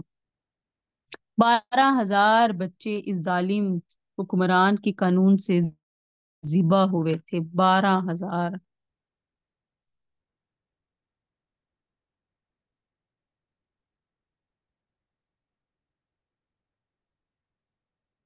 فرعون بچوں کو قتل کر کے بہت زیادہ یہ قتل کرتا تھا، اور اس کا دل دماغی طور پہ یہ بڑا سخت تھا. فرعون نے اپنی حکومت بچانے کے لیے بڑے بچے ذبح کروائے، مگر اللہ تعالیٰ نے اپنی قدرت ظاہر فرمائی. ہم 16واں پارے میں پڑھیں گے کہ جس بچے سے خطرہ تھا وہ اللہ نے فرعون کے گھر پال کے دکھایا. جس بچے سے خطرہ تھا وہ فرعون کے گھر ہی پال کر دکھایا. مولانا روم رحمہ اللہ کا آپ نے نام سنا ہوگا. مولانا روم صوفی بزرگ ہیں. فرعون کی اس کارروائی کو مثال کے ذریعے سے سمجھاتے ہیں. فرماتے ہیں ایک آدمی بڑا مالدار تھا، اس کے پاس سونا چاندی جواہرات اور بڑے قیمتی ہیرے تھے، اور مکان اس کا قلعہ نما تھا. ڈاکوؤں نے مشورہ دیا اس کے لوٹنے کا کیا طریقہ ہو سکتا ہے. نہ تو دروازے توڑ سکتے ہیں اور نہ ہی دیوار پھلانگ کر اندر جا سکتے. طے یہ پایا دن کو جب دروازہ کھلا ہوا ہو ایک ہلکا پھلکا سا آدمی اندر چلا جائے اور کسی حصے میں پلنگ وغیرہ کے نیچے چھپ جائے. رات کو فلاں وقت اندر سے کنڈی کھول دے، ہم اندر داخل ہو جائیں. چنانچہ ایک پھرتیلے جسم کا چور اندر داخل ہوا، کہیں چھپ گیا. رات کو اس نے اٹھ کر باہر والے دروازے کی جو لاک تھا اسے کھول دیا. صاحب خانہ کو اس کی آواز آئی، یعنی جو گھر والے تھے انہیں آواز آئی کہ دروازہ کھلا ہے. انہوں نے محسوس کیا کہ گھر میں کوئی ہے. وہ جلدی سے اٹھے اور دوبارہ سے جو ہے نا وہ اس کو لاک کر دیا. حالانکہ چور اندر ہی تھا مگر اس نے سمجھا کہ نکل گیا. دروازہ بند کیا، حالانکہ چور اندر تھا. اس لیے فرعون کی تدبیر ایک کہانی بن گئی، کامیاب نہ ہو سکی. تو اسی طرح چور تو گھر میں تھے. اے ظالم، فرمایا حضرت روم نے اپنی کتاب میں کہ اے ظالم تو نے 12,000 بچے ذبح کرائے، جس نے تیرا گویا کہ گھر، جس نے تیری سلطنت کو ختم کیا وہ تیرے گھر میں ہی پرورش پا رہا تھا، لیکن 12,000 کا کیا قصور تھا؟ مکمل 30 سال تک موسیٰ علیہ السلام فرعون کے گھر پلتے رہے تھے۔ مکمل کتنے سال تک؟ 30 سال تک بچوں کو ذبح کرتا اور عورتوں کو چھوڑ دیتا تھا۔ حضرت موسیٰ کو اللہ تعالیٰ نے حکم کی دیا کہ آپ اپنے بھائی ہارون اور ان کے ساتھیوں کو، جو ہزاروں کی تعداد میں مرد اور عورتیں اور بچے تھے، لے کر یہاں سے ہجرت کر کے چلے جاؤ اور فلسطین میں جا کے رہو۔ بنی اسرائیل جتنا سامان اٹھا سکتے تھے وہ لے لیا انہوں نے، اور رات کو یہاں سے نکل گئے۔ اتنی مخلوق جب اکٹھی نکلتی ہے تو شور تو ہوتا ہے۔ فرعون اور اس کے وزیر، اس وقت کا وزیر اعظم تھا حامان، اس کو جب پتا چلا تو انہوں نے ہنگامی حالات کا اعلان کر دیا۔ فرعون اپنی فوج لے کے ان کے تعاقب پہ نکل پڑا۔ بنی اسرائیل سحری کے وقت دریائے کلزم کے قریب پہنچے جو خاصا گہرا تھا۔ پیچھے فرعون کی فوجیں بھی ڈھول بجاتی، گانے گاتی، اچلتی کودتی پہنچ گئی۔ بنی اسرائیلی فرعون کی فوجوں کو دیکھ کر پریشان ہو گئے۔ حضرت موسیٰ کو کہا اب ہم کیا کریں؟ پیچھے فرعون ہے اور آگے دریا ہے۔ موسیٰ علیہ السلام نے فرمایا ان معی ربی سیہدین، بے شک میرے ساتھ میرا رب ہے، وہ میری رہنمائی فرمائے گا اور حفاظت فرمائے گا۔ چنانچہ رب تعالیٰ نے حضرت موسیٰ کو حکم دیا کہ آپ اپنی لاٹھی دریا میں ماریے۔ جب موسیٰ علیہ السلام نے لاٹھی دریا پر ماری تو رب تعالیٰ نے 12 راستے بنا دیے۔ فَقَانَ كُلُّ فِرْقٍ كَالطَّوْدِ الْعَظِيمِ، سورہ شعراء میں وہ پانی اس طرح کھڑا ہو گیا جس طرح دیواریں ہوتی ہیں، راستے بالکل خشک ہو گئے۔ بعض تفسیروں میں آتا ہے کہ پانی کی دیواروں میں کھڑکیاں لگا دی تاکہ ایک دوسرے کو دیکھتے جائیں کہ وہ بھی جا رہے ہیں۔ رب تعالیٰ کی قدرت سے کچھ بھی بعید نہیں، وہ سب کچھ کر سکتے ہیں۔ موسیٰ علیہ السلام اور ان کے ساتھی دریا پار کر کے دوسرے کنارے میں پہنچ گئے۔ فرعون بھی اپنی فوج کے ساتھ پہنچ گیا اور اپنے وزیر کو یعنی حامان کو بھی جناب جو ہے نا کہا کہ تم بھی فوج لے کر آگے چلو اور میں پیچھے رہوں گا، اور دریا میں داخل ہو جاؤ اور ان کا تعاقب کرو۔ جب وہ تمام کے تمام دریا میں داخل ہو گئے تو اللہ نے دریا کو حکم دیا کہ تم جاری ہو جاؤ، سارے جہنم رسید ہوئے۔ فرعون جب غرق ہونے لگا نا تو بڑا وبیلہ کیا اور کہا آمنت انہ لا الہ الا الذی آمنت بہ بنو اسرائیل، سورہ یونس میں، کہ میں ایمان لایا بے شک اس کے سوا کوئی معبود نہیں جس پہ بنی اسرائیل ایمان لائے۔ جواب میں اللہ نے فرمایا آلان وقد عصیت قبل، اب ایمان لاتے ہو جبکہ پہلے تو انکار کرتے تھے اور اکڑتے تھے۔ فَالْيَوْمَ نُنَجِّيكَ بِبَدَنِكَ لِتَكُونَ لِمَنْ خَلْفَكَ آیَةً، اب ہم تمہارے وجود کو دریا سے نکال کر باہر پھینک دیں گے تاکہ پچھلے لوگ تمہیں یہ دیکھیں اور کہیں انا اور تم سے عبرت حاصل کریں، جبکہ یہ کہا کرتا تھا انا ربکم الاعلی، میں تو بڑا رب ہوں۔ آج تک اس کی لاش مصر کے عجائب گھروں میں پڑی ہے، اور اس کے علاوہ اور بھی کئی فرعونوں کی لاشیں پڑی ہیں۔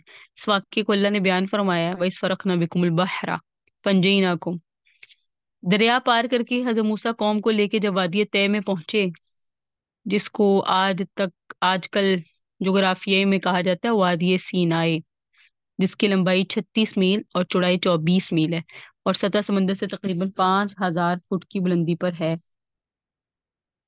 تو قوم کو لے کر وہاں گئے۔ بہرحال حضرت موسیٰ جب وادی طے میں پہنچے تو قوم نے کہا موسیٰ کوئی قانون آئین کے بغیر ہم یہاں کیا کریں گے، اور ضابطے اور قانون کے بغیر دنیا میں امن قائم نہیں ہو سکتا، لہٰذا آپ اللہ تعالیٰ سے کوئی کتاب لے کر آئیں، اس کے مطابق ہم اپنی زندگی گزارے۔ پہلے یہ غلامی کرتے تھے، اب یہ ویلے تھے، فارغ تھے، تو اب انہوں نے کہا کہ اب کیا کریں، ہم تو فارغ ہیں، تو اس لیے جناب ہمیں کچھ مل جائے، ہمیں کرنے کو کوئی شریعت یا کوئی ایسی چیز، کوئی احکام، کوئی عبادت کا طریقہ تاکہ ہم کریں۔ چنانچہ حضرت موسیٰ علیہ السلام کوہ طور پہ تشریف لے گیا، پہلے 30 راتیں پھر بڑھا کر 40 راتیں کر دی۔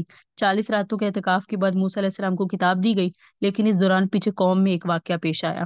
ہوا اس طرح کہ موسیٰ علیہ السلام کی قوم میں ایک آدمی تھا جس کا نام تھا موسیٰ بن ظفر، یہ قبیلہ سامرا سے تعلق رکھتا تھا، اور سامرا قبیلہ بھی حضرت یعقوب علیہ السلام کی نسل سے تھا۔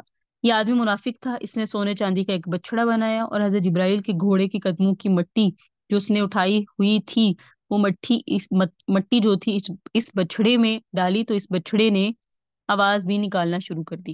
سامری نے لوگوں کو کہا کہ بچڑے کے اندر جو آواز آ رہی ہے یہ رب ہے۔ بے وقوف لوگوں نے اس کی پوجا شروع کر دی۔ قرآن کریم میں ہے موسیٰ علیہ السلام جب واپس تشریف لائے تو حضرت ہارون سے غصے ہوئے اور ان کی داڑھی پکڑی، سر کے بال پکڑے اور کہا کہ تم نے لوگوں کی اصلاح کیوں نہیں کی؟ انہوں نے کہا ابن امّا، اے میری ماں کے بیٹے، میری داڑھی اور سر کے بال نہ پکڑیے، میں نے قوم کو یہاں تک سمجھایا، کادو یقتلوننی، قریب تھا کہ مجھے قتل کر دیتے۔ فرمایا وَإِذْ وَعَدْنَا مُوسَىٰ، جس وقت ہم نے موسیٰ سے وعدہ کیا 40 راتوں کا، پہلے 30 راتوں کا وعدہ تھا، پھر 10 کا اضافہ ہوا، سورہ اعراف میں. پس 40 راتیں پوری ہوئی، روزانہ ایک تختی ملتی رہی اور یہ تختیاں 30 راتوں کے بعد ملنا شروع ہوئی. کل 10 تختیاں تھیں یہ جو انہیں ملی نا، جس میں تورات لکھی ہوئی تھی. یہ کل کتنی تھی؟ 10. پھر فرمایا سمت تخصم العجل، پھر بنا لیا تم نے بچڑے کو معبود اس کے بعد، اور تم ظالم تھے. جس رب نے تمہیں اپنی نعمتیں دی اس کو چھوڑ کے صرف بچڑے کی آواز پر ہی تم لوگوں نے اس کو کیا بنا لیا؟ اپنا معبود. جب دجال آئے گا نا، وہ رب ہونے کا دعویٰ کرے گا. لوگ اسے کہیں گے اگر تم رب ہو تو بارش برسا دو، کیونکہ بارش نہیں ہو رہی ہوگی. وہ جادو کے ذریعے مصنوعی بادل اکٹھے کرے گا اور بارش برسائے گا، جیسے آج کل بھی مصنوعی بارشیں ہو جاتی ہیں. یہ اسی کے آنے کی تیاری ہے. لوگ کہیں گے واقعی یہ سچ رب ہے. کچھ لوگ اس کو کہیں گے ہم بڑے غریب ہیں، بھوکے، ہمیں مال چاہیے. وہ زمین پر پاؤں مارے گا، زمین سے سونا چاندی نکل آئے گا. لوگ اس کے پیچھے چل پڑیں گے. دنیا داروں کو اور کیا چاہیے؟ نبی علیہ السلام نے فرمایا کہ میں تمہیں ایک علامت بتاتا ہوں کہ دجال عاور یعنی کانا ہوگا، اور بے شک تمہارا رب کانا نہیں ہے. تو بنی اسرائیل نے بچڑے کو معبود بنا لیا. اللہ تعالیٰ فرماتے ثم عفونا عنکم، پھر ہم نے معاف کیا تمہیں، من بعد ذالک، اس کے بعد، لعلکم تشکرون، تاکہ تم شکر ادا کرو. وَإِذْ آتَيْنَا مُوسَى الْكِتَابَ، جب دی ہم نے موسیٰ علیہ السلام کو کتاب تورات، جس کا تمام آسمانی کتابوں میں قرآن کریم کے بعد بہت بلند مقام ہے اور بڑی جامع کتاب ہے. اور فرقان ہے یعنی معجزے دیے جس کے ذریعے حق اور باطل کے درمیان فرق ہوتا ہے. بہت سارے معجزات تھے، ان میں ایک عصا مبارک تھا. جب اس کو پھینکتے تھے تو وہ اژدہا بن جاتا تھا نا.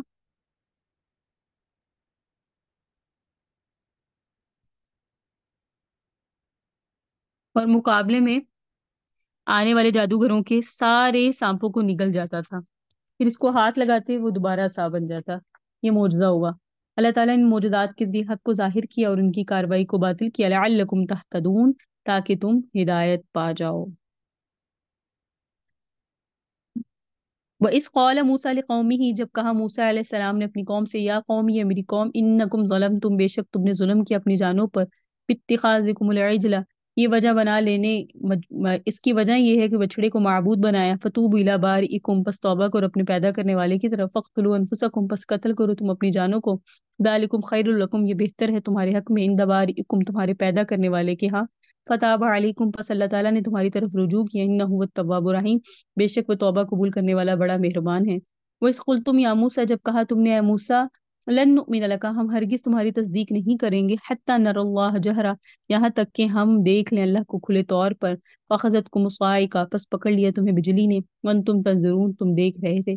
ثُمَّ بَعَثْنَاكُمْ، پھر ہم نے تمہیں زندہ کیا، من بعد موتکم، تمہارے مرنے کے بعد، لعلکم تشکرون، تاکہ تم شکر ادا کرو. وَظَلَّلْنَا عَلَيْكُمُ الْغَمَامَ، پھر سایہ کیا ہم نے تم پر بادلوں کا. وَأَنزَلْنَا عَلَيْكُمُ الْمَنَّ وَالسَّلْوَىٰ، اور نازل کیا ہم نے تم پر بٹیر اور کھیر کو. کلوا من طیبات ما رزقناکم، کھاؤ ان چیزوں میں سے پاکیزہ جو ہم نے تمہیں رزق دیا. وما ظلمونا، اور انہوں نے ہم پر کوئی زیادتی نہیں کی، ولیکن کانوا انفسهم یظلمون، لیکن وہ اپنی جانوں پر ظلم خود ہی کرتے ہیں. وَإِذْ قُلْنَا، اور جب ہم نے ان سے کہا، ادخلوا هذه القرية، داخل ہو جو اس بستی میں. فَكُلُوا مِنْهَا حَيْثُ شِئْتُمْ رَغَدًا، پس کھاؤ اس میں سے جہاں سے چاہو کشادہ. وَادْخُلُوا الْبَابَ سُجًّا، اور داخل ہو جانا دروازے سے سجدہ کرتے ہوئے. وَقُولُوا حِطَّةٌ، اور حِطّہ کہتے ہوئے، یعنی ہمارے گناہ گرا دیجئے، معاف کر دیجئے. تو نغفر لکم خطایاکم، ہم تمہارے گناہوں کو معاف کر دیں گے. وَسَنَزِيدُ الْمُحْسِنِينَ، اور ہم نیکی کرنے والوں کو زیادہ دیتے ہیں. تو فبدل الذین ظلموا قولا، پس تبدیل کر لیا ان لوگوں نے جنہوں نے ظلم کیا بات کو، غیر الذی قیل لہم، سوائے اس کے جو انہیں کہی گئی تھی. فَأَنزَلْنَا الَّذِينَ ظَلَمُوا، پس نازل کیا ہم نے ان لوگوں پر جنہوں نے ظلم کیا، رجزا من السماء، آسمان سے عذاب، بما كانوا يفسقون، بسبب اس کے جو وہ نافرمانی کرتے تھے. تو وَإِذْ قَالَ مُوسَىٰ لِقَوْمِهِ، کا ترجمہ ہو گیا. یہاں سے انشاءاللہ ہم اس کی تشریح پڑھیں گے.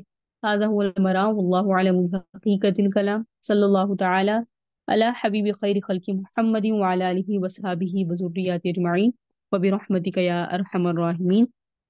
اللہ تعالی ہمیں عمل کی توفیق عطا فرمائے، سمجھ بھی نصیب فرمائے. اور یہ جو بنی اسرائیل کے بار بار جو کام اللہ تعالیٰ نے یہاں ذکر فرمایا، اس کا مقصد یہ ہے کہ ان جیسے کاموں سے ہم انسانوں نے بحیثیت امت محمدیہ بچنا ہے. یہ کیلو کال اور سوال جواب، اور پھر اس پر ہرڈرمی اور ضد اور سرکشی اور اندر سے نہ ماننے کا جذبہ جو ہے نا، اندر سے نہ ماننے کی ضد، اللہ تعالیٰ اس سے محفوظ فرمائے. اور دلوں کی نرمی بہت ضروری ہے، اور ایسے الفاظ اور ایسی دعائیں نبی علیہ السلام نے ہمیں یاد دلائی اور یاد کروائی، جس سے ہم اپنے اللہ سے دلوں کی نرمی مانیں، کیونکہ جس کا دل درست ہوا اس کے سارے اعمال درست ہوئے. جس کا دل بدل گیا اور دل میں ٹیڑھ پن اور سرکشی اور بغاوت آ گئی، پھر اس کے سارے کردار اور اعمال اور اخلاق میں بھی آئے گی۔ اللہ تعالیٰ ہمیں صحیح فہم، صحیح سمجھ اور تڑپ اور طلب نصیب فرمائے۔ وما علینا الا البلاغ المبین۔ ربنا تقبل منا انک انت السمیع العلیم وتب علینا انک انت التواب الرحیم۔ اللهم صل على سيدنا محمد وعلى آل سيدنا محمد وبارك وسلم وصل علیہ۔